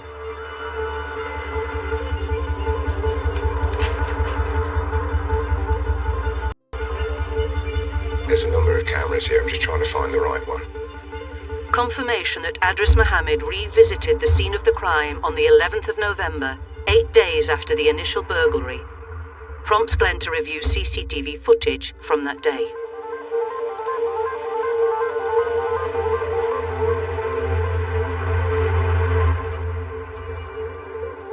Oh, this is interesting. Oh, I think Tom would like that.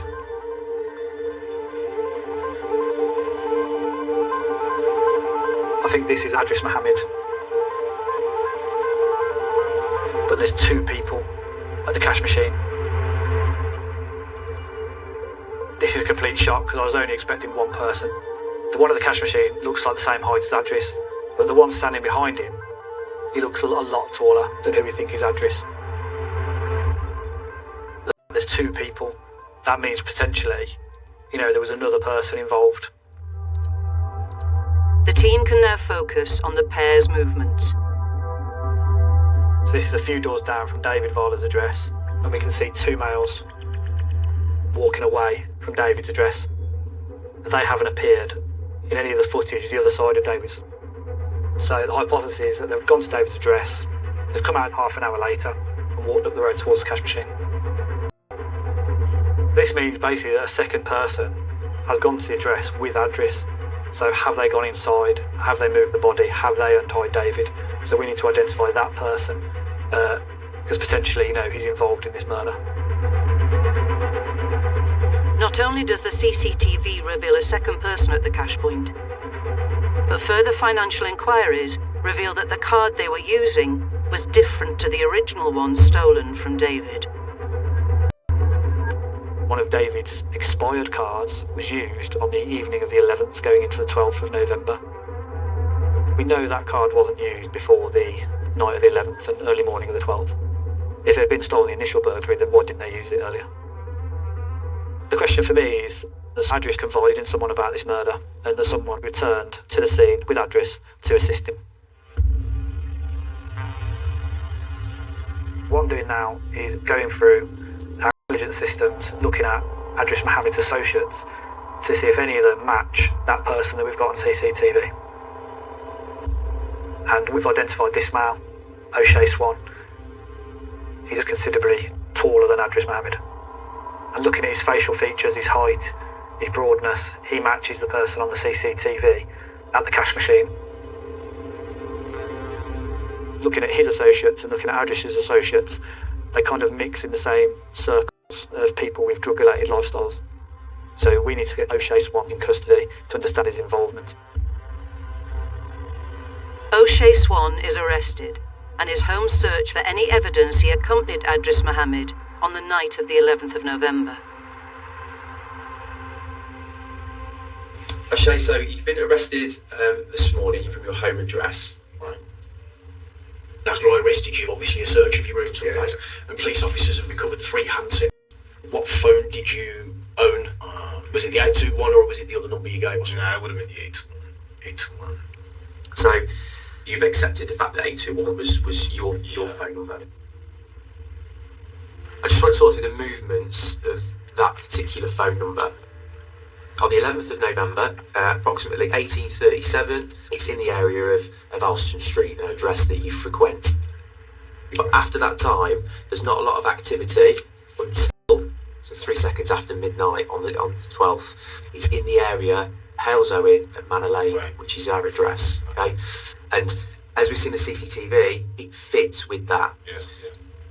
But you're saying to us that you did not go to that address with Adris Mohammed on the 11th. Okay.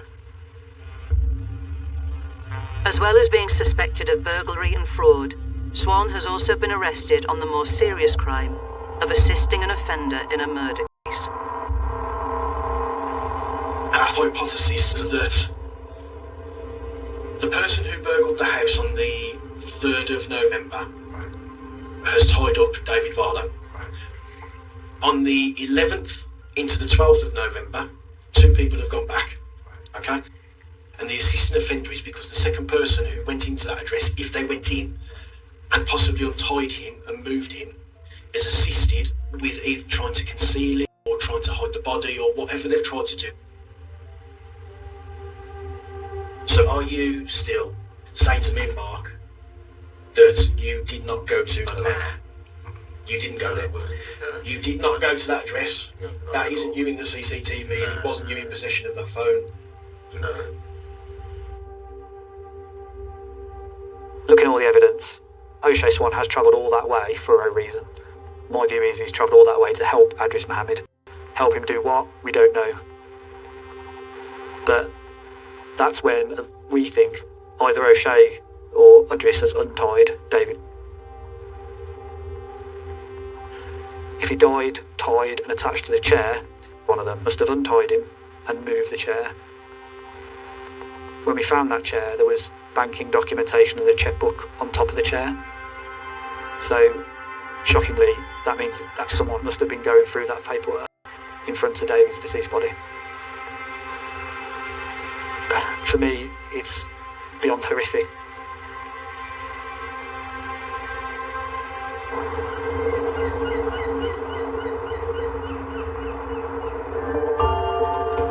Tom and Joe meet to decide on the evidence they'll put to the CPS for a charging decision against O'Shea Swan. We haven't actually got any forensic evidence for O'Shea, like to put him inside the premises. Yeah. But that's not to say that he's not been in there. We're never going to know what O'Shea knew was going on inside that house. And ultimately, because we can't place O'Shea in the house through forensics, witnesses or CCTV, we can't ask CPS to authorise a charge of assisting offender. So the plan with O'Shea is that we're going to go for a charge of burglary and then fraud using David's bank card at the cash machine with Adris. The verdict turns on how the judge and the jury interpret the evidence. For Adris, was it intentional, a murder, or was it manslaughter, or a burglary that went wrong? It's just a real awful and such a sad case.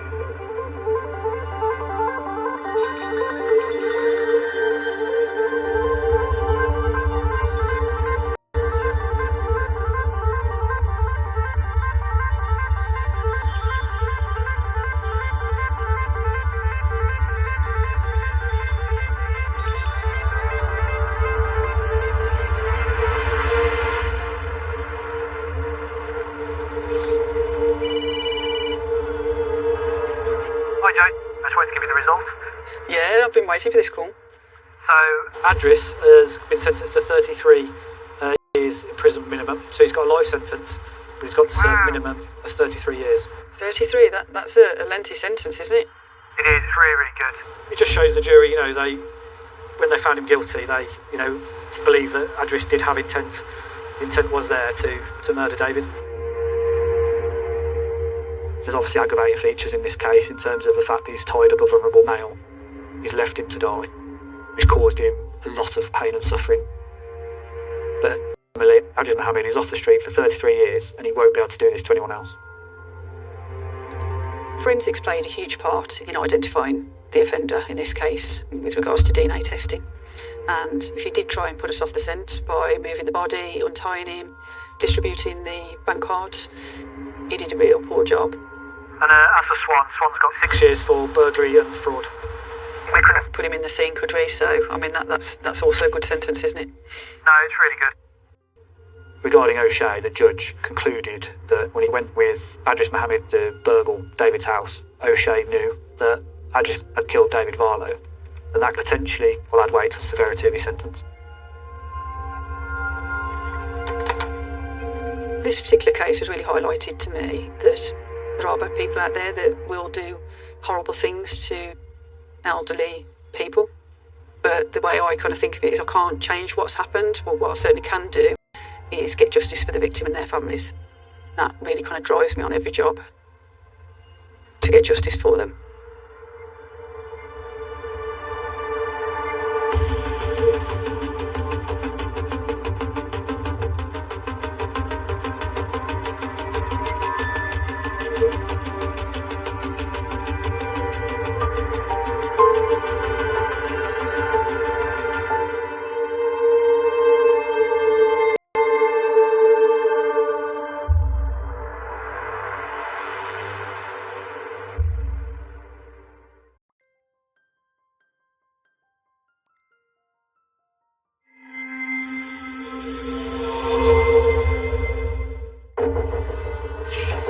In July 2009, 53-year-old Gloria Marmolejo disappeared from her home in El Paso, Texas. Just 6 days later, her body was found in the desert of New Mexico. People, they were interested, they were invested in what happened. How did she end up there? Who killed her? Who did this? It was a huge story at the time. Gloria had arrived in El Paso to confront her son, 29-year-old David Marmolejo, about his ongoing inappropriate relationship with his stepsister. We knew it was her boyfriend. They were always together. If Mariah was there, David was there. And it was just weird. Apparently the mom had been trying to keep them apart, and he didn't like that. Who was the last person to see the victim? Well, of course, the last person to see the victim was David. Marmolejo told detectives he'd left Gloria at the family home and not seen her since. But in reality, he strangled his own mother to death. David Marmolejo killed his own mother and he disposed of her body as if she was nothing. And I think that tells us an awful lot about him. David Marmolejo had been unmasked as one of the world's most evil killers.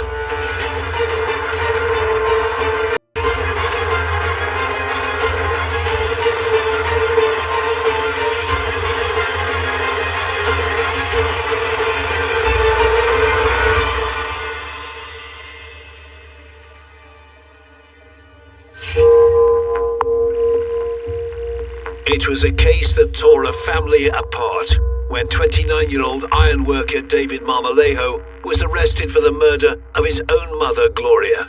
The city of El Paso was in shock. Family is central to a lot of El Pasoans' lives because of the Hispanic culture. The family is built around the mother. And for this woman to have gone missing and then be found dead in the desert, it's very shocking. The road to justice would not be smooth, and Marmolejo came very close to getting away with murder. He was a truly wicked man who showed not one ounce of remorse for taking his mother's life. This killer's story begins in 1979 in El Paso, Texas. David Marmolejo was born in November 1979. He had an older brother called Manny, but there wasn't much of a father figure in evidence in the house. Marmoleo's father. He was out of the picture really by the time David was about 6 years old. Marmolejo's father started a job that required a lot of travelling, and he soon lost contact with his sons. Gloria was left to bring up the two boys on her own, and she did so with the help of her family. She was an extremely determined, dependable woman. Gloria Marmolejo seemed to be a really well-loved mum. She was dedicated to her children, and nobody really seems to have a bad word to say about her. David Marmolejo was described as having been a good child, although not as academic as his older brother, Manny. His elder brother was more scholarly, more concentrated on his career. And David was rather more flirtatious than that. He had a lot of girlfriends, apparently, even when he was very young. He was good-looking as he grew, with something of a roving eye as a young teenager. He was a very charismatic guy, always out with the ladies. At the age of 16, Marmolejo started a relationship with a school friend called Laura, whom he later went on to marry. They would eventually move in with his mother, Gloria, who helped raise her grandchildren. They have 4 children together. He almost leaps from puberty to marriage and to being a father. There's no period of growing experience. It's bang, from one to the other. By 2002, 22-year-old Marmolejo had found a career as an iron worker, a job that required him to travel to a number of different states. The young family moved over 400 miles away from El Paso to Phoenix, Arizona.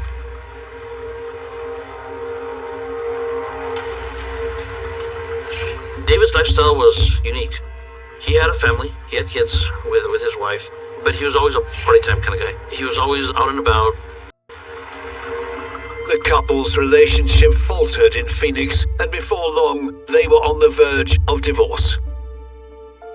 At some point in this period, in 2005 into 2006, David's wife Laura decides that she's going to go back to El Paso to live with David's mother Gloria in the house. Although his wife and children had left him, David Marmolejo stayed in Phoenix. He'd reconnected with his father, who also lived in the city. So you have David with his father in Phoenix. You have Laura and the children in El Paso with David's mother. David's father, by this point, had married another woman who happened to have 2 children herself. Marmolejo's new stepmother had a teenage son and a younger daughter named Mariah. David and Mariah met when Mariah was 11 years old, and according to Mariah, she was infatuated with him. And he was a fully grown 22-year-old man. She would probably have felt, this is my brother, this is somebody I can trust. There's a power dynamic there, and I think it's a power dynamic that Marmolejo exploited. Over a number of years, David Marmolejo started to form an unhealthy bond with his young stepsister. Over the course of them knowing each other, their relationship developed into a romantic one. That was not accepted by his family because they thought it was wrong that he was dating his stepsister and that she was so young. When David's 25 and his stepsister is 14, they begin a sexual relationship. Indeed, she becomes pregnant, gives birth to the child, which they put up for adoption. The drama with Mariah wasn't the only issue Marmolejo was facing. In March 2006, police in Arizona arrested the 26-year-old in response to claims he'd raped and robbed 4 sex workers at gunpoint. He would go out and pick up prostitutes, and during the course of their interaction together, he would begin assaulting them and violently beating them. He robbed them and would leave them just beaten. When police searched Marmolejo's father's house, they discovered a firearm matching the one the victims described as being involved in the robberies. You look into a gun, you have a gun pointed at you. The message is you could die. He wants people to be scared. He wants them to be under his control, and he wants them to do as he says. Marmolejo denied these allegations, but admitted that he did use the services of sex workers. One of the reasons sadly, that sex workers are often attacked is because they have no particular roots in the community. They simply disappear. And indeed often do. They move from city to city, trading wherever they happen to be. The case against David Marmolejo was dropped when police could no longer trace the victims. Investigators had no idea that the man they just had to let go would go on to commit an even more heinous crime. David Marmolejo would soon have a taste for murder.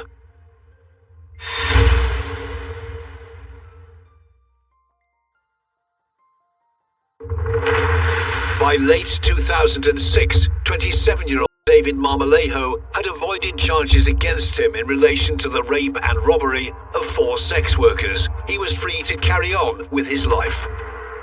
Perhaps in response to the complications in Phoenix, David decides to go and work in Hawaii, and he gets another girlfriend. She then gets pregnant with what will be his 5th child. But even though Marmolejo had started afresh with a new family in Kula on the Hawaiian island of Maui, there was a part of his old life that he couldn't let go of. When David was in Hawaii and had a relationship with another woman, at one point brought in Mariah to live with them. Which rather unnerves the woman with whom he's just had another child. She finds it, I think the only real word is creepy. She finds it difficult. What's this about? He clearly has some kind of hold over Mariah, but he's not giving her anything. He's not committing to her in any way. While living in Hawaii, Marmolejo suffered an injury that would change his life forever. When he was in Hawaii, he had a motorcycle accident, and they had to cut his leg off from the knee down. Marmolejo's mother, Gloria, immediately flew to her son's bedside, where she persuaded him to move back in with her in El Paso while he recuperated. David's ex-wife, Laura, and the children have gone. They've moved out long since. It's basically Gloria and David. David Marmolejo was fitted with a prosthetic leg and gradually became less reliant on his mother for support. So, in the spring of 2009, Gloria took the opportunity to stay with her eldest son, Manny, in Phoenix.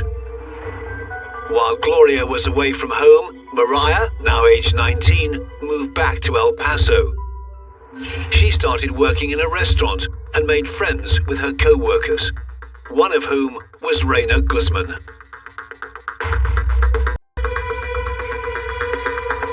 She worked at Hooters with me.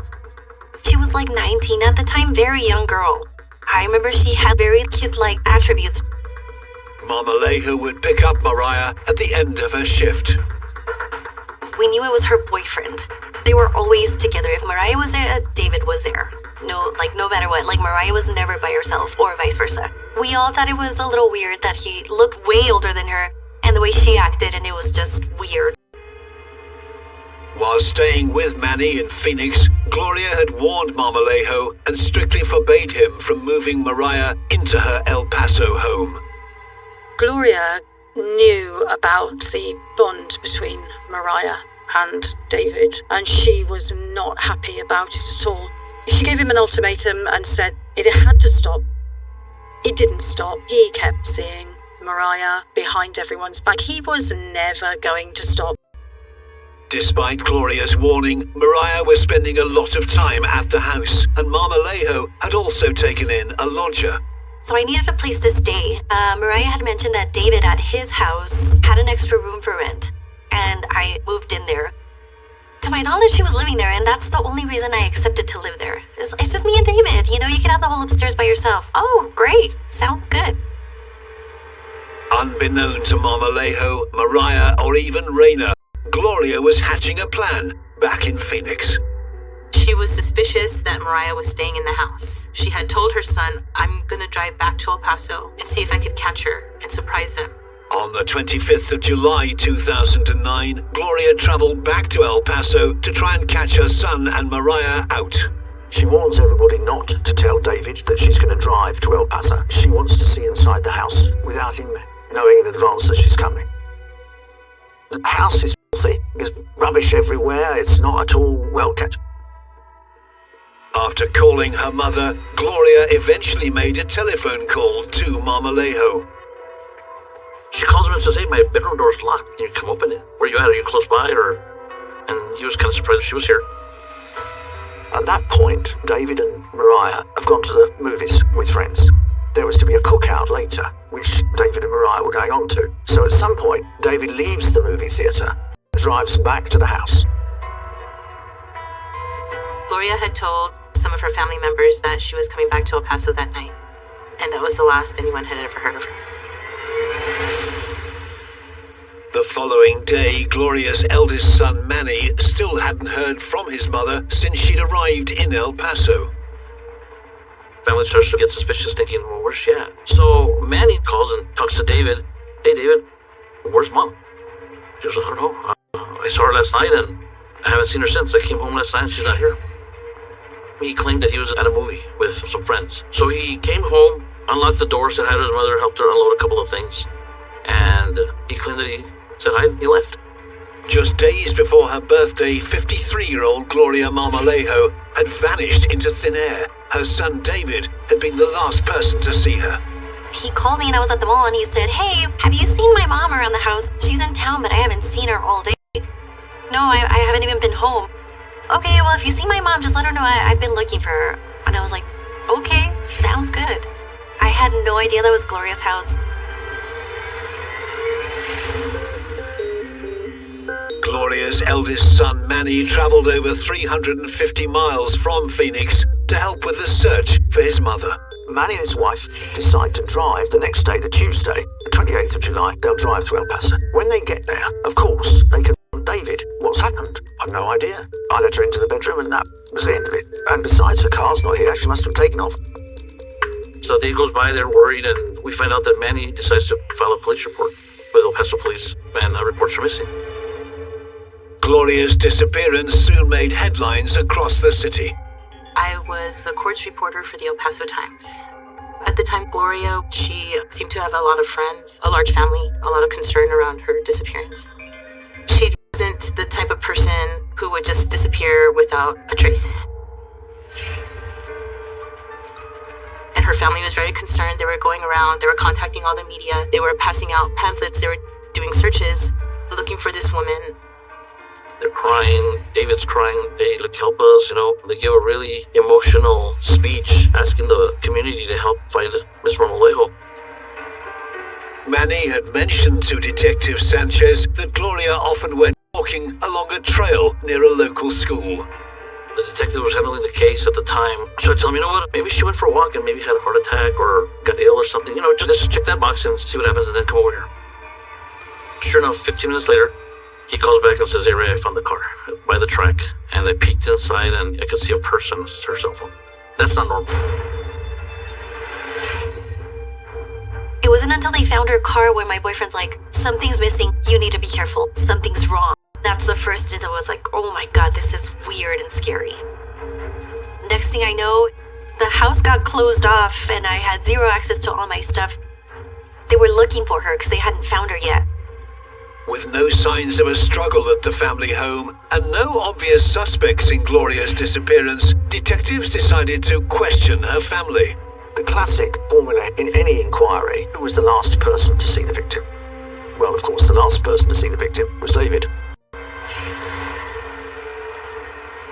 We spoke to David, and David started telling us that he hadn't seen his mom since that Saturday. Told us that he opened the door for her bedroom and then he left. Marmolejo told detectives he returned to the movie theatre straight afterwards, but then changed his story to instead say he'd gone straight to the cookout. The inconsistencies in his statements rang alarm bells with the seasoned investigators. Next morning we have a meeting and kind of feeling all the same things. Did you guys believe David's story?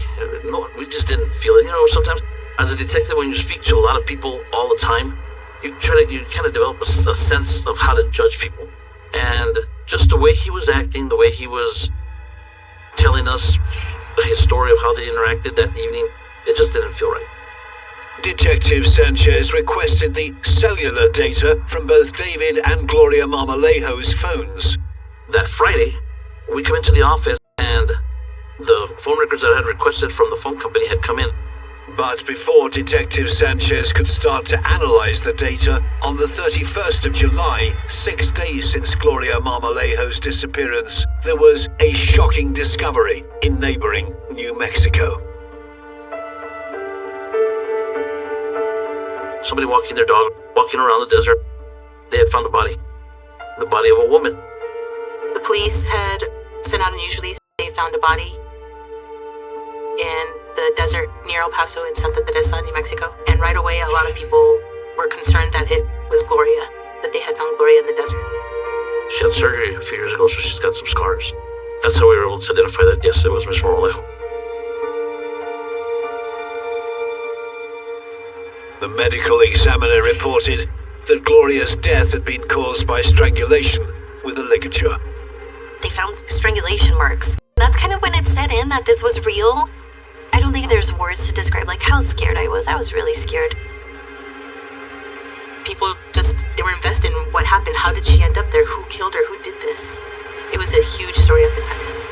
On the same day as Gloria's body was found in New Mexico, El Paso detectives began analyzing David Marmolejo's phone records.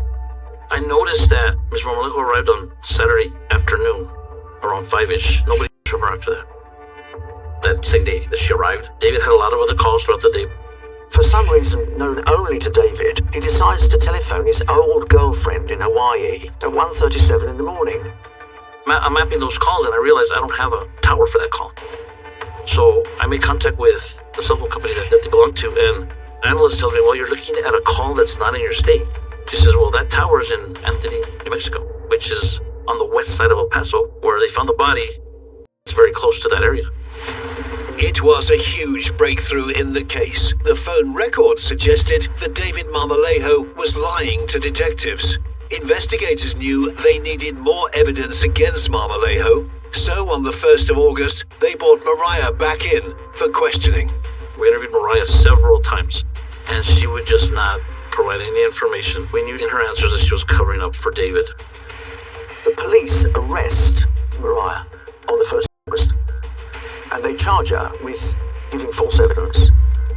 Mariah continued to be interviewed, and little by little, the more we interviewed her, the more she gave, and the more she gave, but she would not come clean. Detectives were certain Mariah knew more than she was letting on, but they needed to be patient. On the 8th of August 2009, the Marmolejo family laid Gloria to rest. Her son David put on a dramatic display. The family said their goodbyes. At his mother's funeral, he released a series of doves to prove how heartbroken he was. He was continually pleading, please tell me what's happened to my mother. The reporter who had the most contact with the family immediately said she was suspicious of David just because of the way he acted when she interviewed him. He was kind of distraught in a different way. We got photos of him crying, but she said it was different. I mean, if my mom's missing, I'm gonna be worried. You just see the worried look in my face as anybody else, and he was just normal. To us, it seemed weird. That's when he became our main suspect. The search for Gloria Marmolejo was over, but the outcome was not what her devastated family had hoped for. The missing persons inquiry had now turned into a murder investigation. The police had a very short list of suspects, and one person who was rising to the top of it was Gloria's own son, David Marmolejo.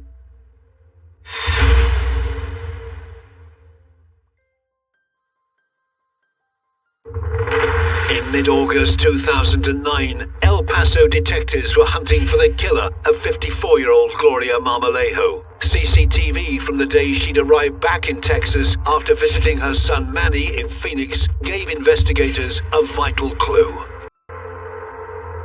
We started backtracking, and one of the detectives found video at one of the stores.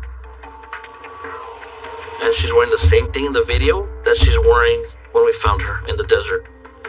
And if she had come here, spent the night, gone to sleep, she would have changed clothes. Gloria's son, David Marmolejo, was maintaining his story that he went to a cookout with his stepsister and girlfriend Mariah after briefly returning home to unlock the door for Gloria on the night he disappeared. But Marmolejo's phone records suggested otherwise. All the interviews I'd done with David to this time, he never mentioned he was at the west side. That Saturday night, he said he spent it going to the house and spent it in the northeast part of town. Further analysis of Marmolejo's phone records showed that after he'd made a number of calls to Mariah the night after he'd been back to the house to meet Gloria. The more we analyzed the phone, that night, 25th to the 26th, in the morning, there was a lot of phone activity between him and Mariah. Like several minutes, calling each other. We're talking like 5 in the morning. Despite his claims to the contrary, Marmolejo's phone records had placed him close to the scene where Gloria's body had been discovered. Investigators were trying to get Mariah to confess to everything she knew about what had happened on the night of Gloria's murder. One of the interviews she did say that David was very nervous and was telling her that he did what he had to do, but wouldn't tell her what he did. To get to the truth and prove that David Marmolejo was responsible for killing his mother, police attempted to make a plea deal with Mariah in exchange for further information. The prosecutors made a deal with her that if she testified against David and spoke truthfully about what she knew, then she would not be charged with any crimes in connection with Gloria's murder. After that, we were able to convince her to come clean, and she says, okay, you know what, David knows I'm here. I'm going to tell you everything. Mariah started to tell detectives her version of what had happened to Gloria after David Marmolejo had confronted her at the family home. David had a blazing row with Gloria, an absolutely blazing row. When she told him that he needed to leave the house if he was going to continue the relationship with her, I think he just snapped. There was a confrontation between David and his mom. They somehow ended up in the bathroom. David lost his temper. He punches his mother in the head. She falls, hits her head, but then it becomes truly horrifying. David takes his belt off, puts it round his mother's neck, puts his foot on her back, she's face down on the floor, and pulls the belt tight, and tighter still, until he strangles her. This is cold-blooded murder.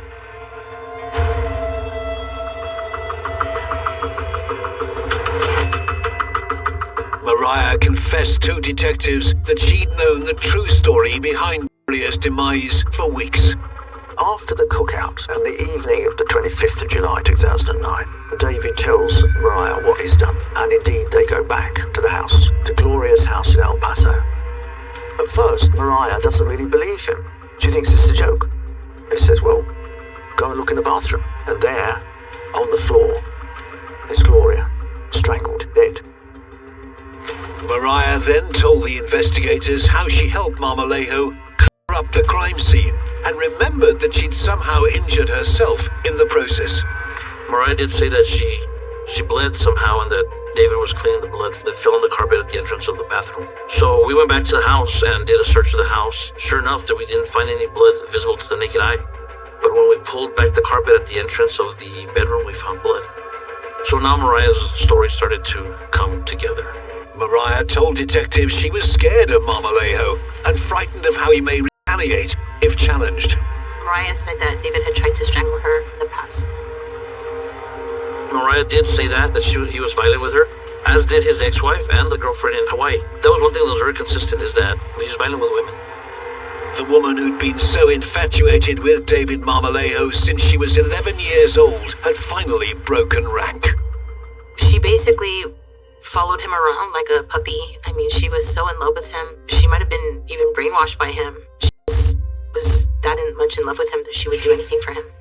Mariah would have known of what he was capable of. And even if she hadn't fully realised what he was capable of, it was sitting there right in front of her. He'd just killed his mother. So I find it entirely plausible that she helped him out of fear.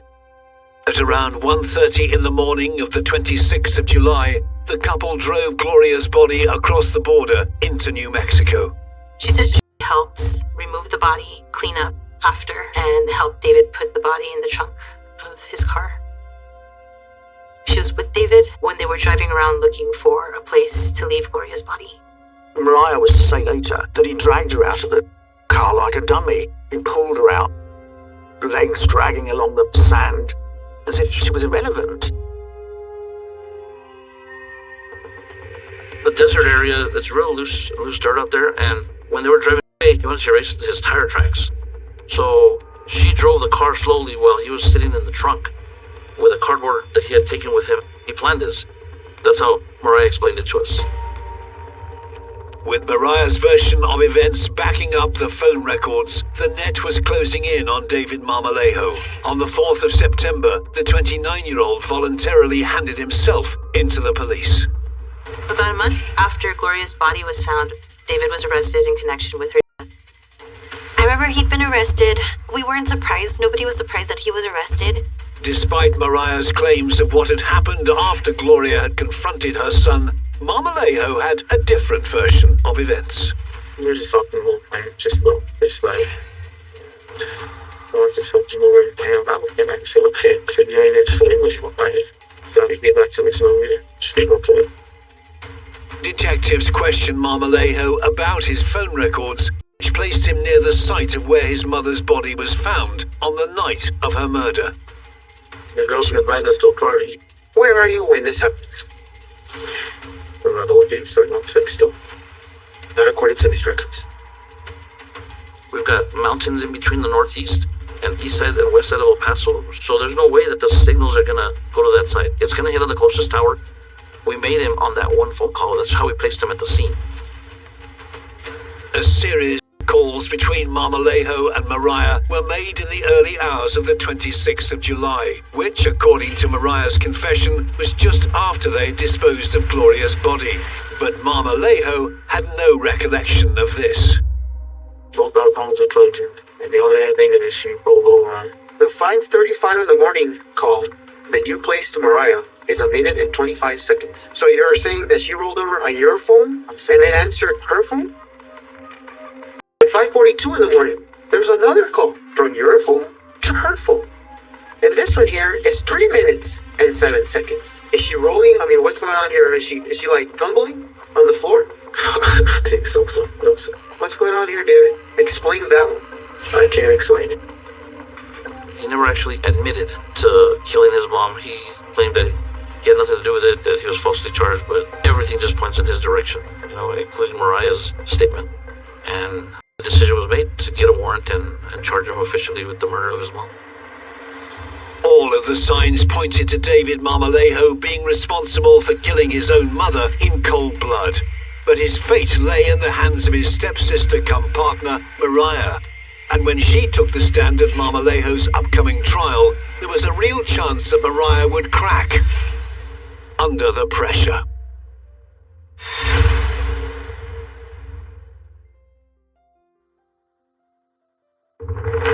On Monday, the 4th of October 2010, David Marmolejo's trial for murdering his own mother, Gloria, began at the El Paso County Courthouse. The defense that David puts up is that it wasn't him. Mariah killed her. She was the one that killed Gloria, and not me. I would call it despicable, to be honest. You're blaming a woman whom you've moved into your mother's house, you've clearly had a long sexual affair with, and you're now blaming her for killing your mother when you know you did it yourself. It's beyond horrible. This is a man who just simply uses women. He's not loyal to Mariah. I don't think he's capable of falling in love with a woman. I don't believe it. That's not how he sees women. Despite overwhelming evidence against Marmolejo, the trial was about to hit a major stumbling block when Mariah took the stand. I believe Mariah's testimony. I believe she was telling the truth. What it came down to was when it was the defense's turn to ask her questions, they knew how to provoke her, and she just became very, very defensive. On the surface, an open and shut case, except that the jury must have been at least partly convinced by the suggestion that Mariah had more to do with it than she was letting on. Under intense pressure, Mariah faltered, and her version of events appeared to contradict the phone record evidence. She goes, I don't know how we got there, but we were in the west side. She doesn't know the difference between West El Paso, Anthony, New Mexico. All she knows is west side. We're thinking that that's what confused the jury. Not necessarily that he wasn't guilty, but how did we place him at the scene? And I think that was the big part of it. After less than 2 weeks, the jury retired to consider their verdict. David Marmolejo's trial was in jeopardy of collapsing. We ended up with what's called a hung jury, where not all of them feeling that he was guilty. I guess they didn't feel we had proved enough. After 2 days, they still couldn't reach a verdict. And in the end, the judge had no alternative but to render it a mistrial. It was a huge blow to investigators. David Marmolejo had somehow got away with murder. You can't entirely blame the jury for their indecision, because they've got a witness, Mariah, who has been given immunity in exchange for her evidence, and you've got the defendant who is pleading absolute innocence. It's got nothing to do with it. I didn't talk to any of the jurors, but from what I understand, the jury just didn't like Mariah and her testimony. They believed that she had more to do with the murder, that she should have been also charged with Gloria's murder.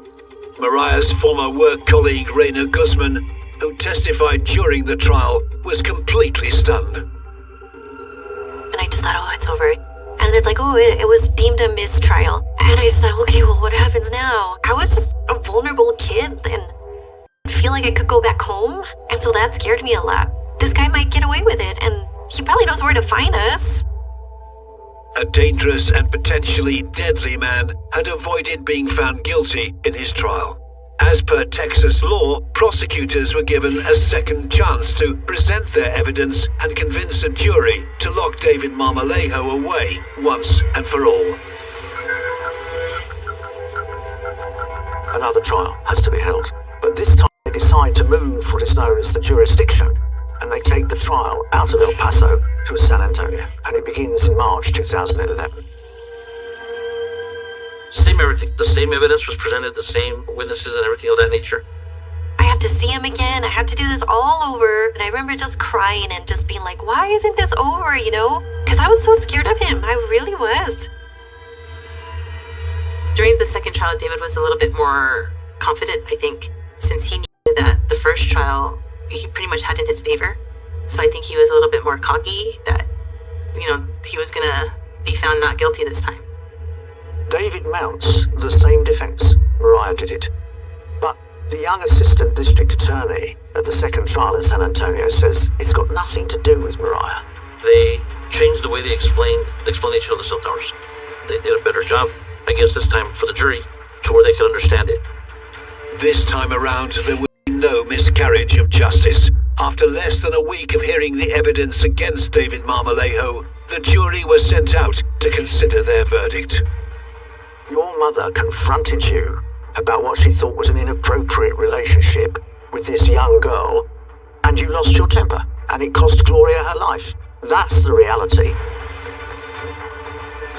Now that argument convinced the jury in San Antonio, and on the 15th of March 2011, the jury took less than 2 hours to convict David of Gloria's killing. He was a smart guy. I think he figured that I'm going to get away with it. Dump the body on the west side, erase the tire tracks, and just lie to the police, not knowing that we're a little smarter than him. David Marmolejo killed his own mother, and he disposed of her body as if she was nothing. And I think that tells us an awful lot about him. Most people would not hurt their mothers. A lot of people, that is the most important person in their life. That is the person who's been there, who's nurtured them, who's loved them, who's looked after them. On the 16th of March 2011, the jury sentenced David Marmolejo for the murder of his mother, Gloria.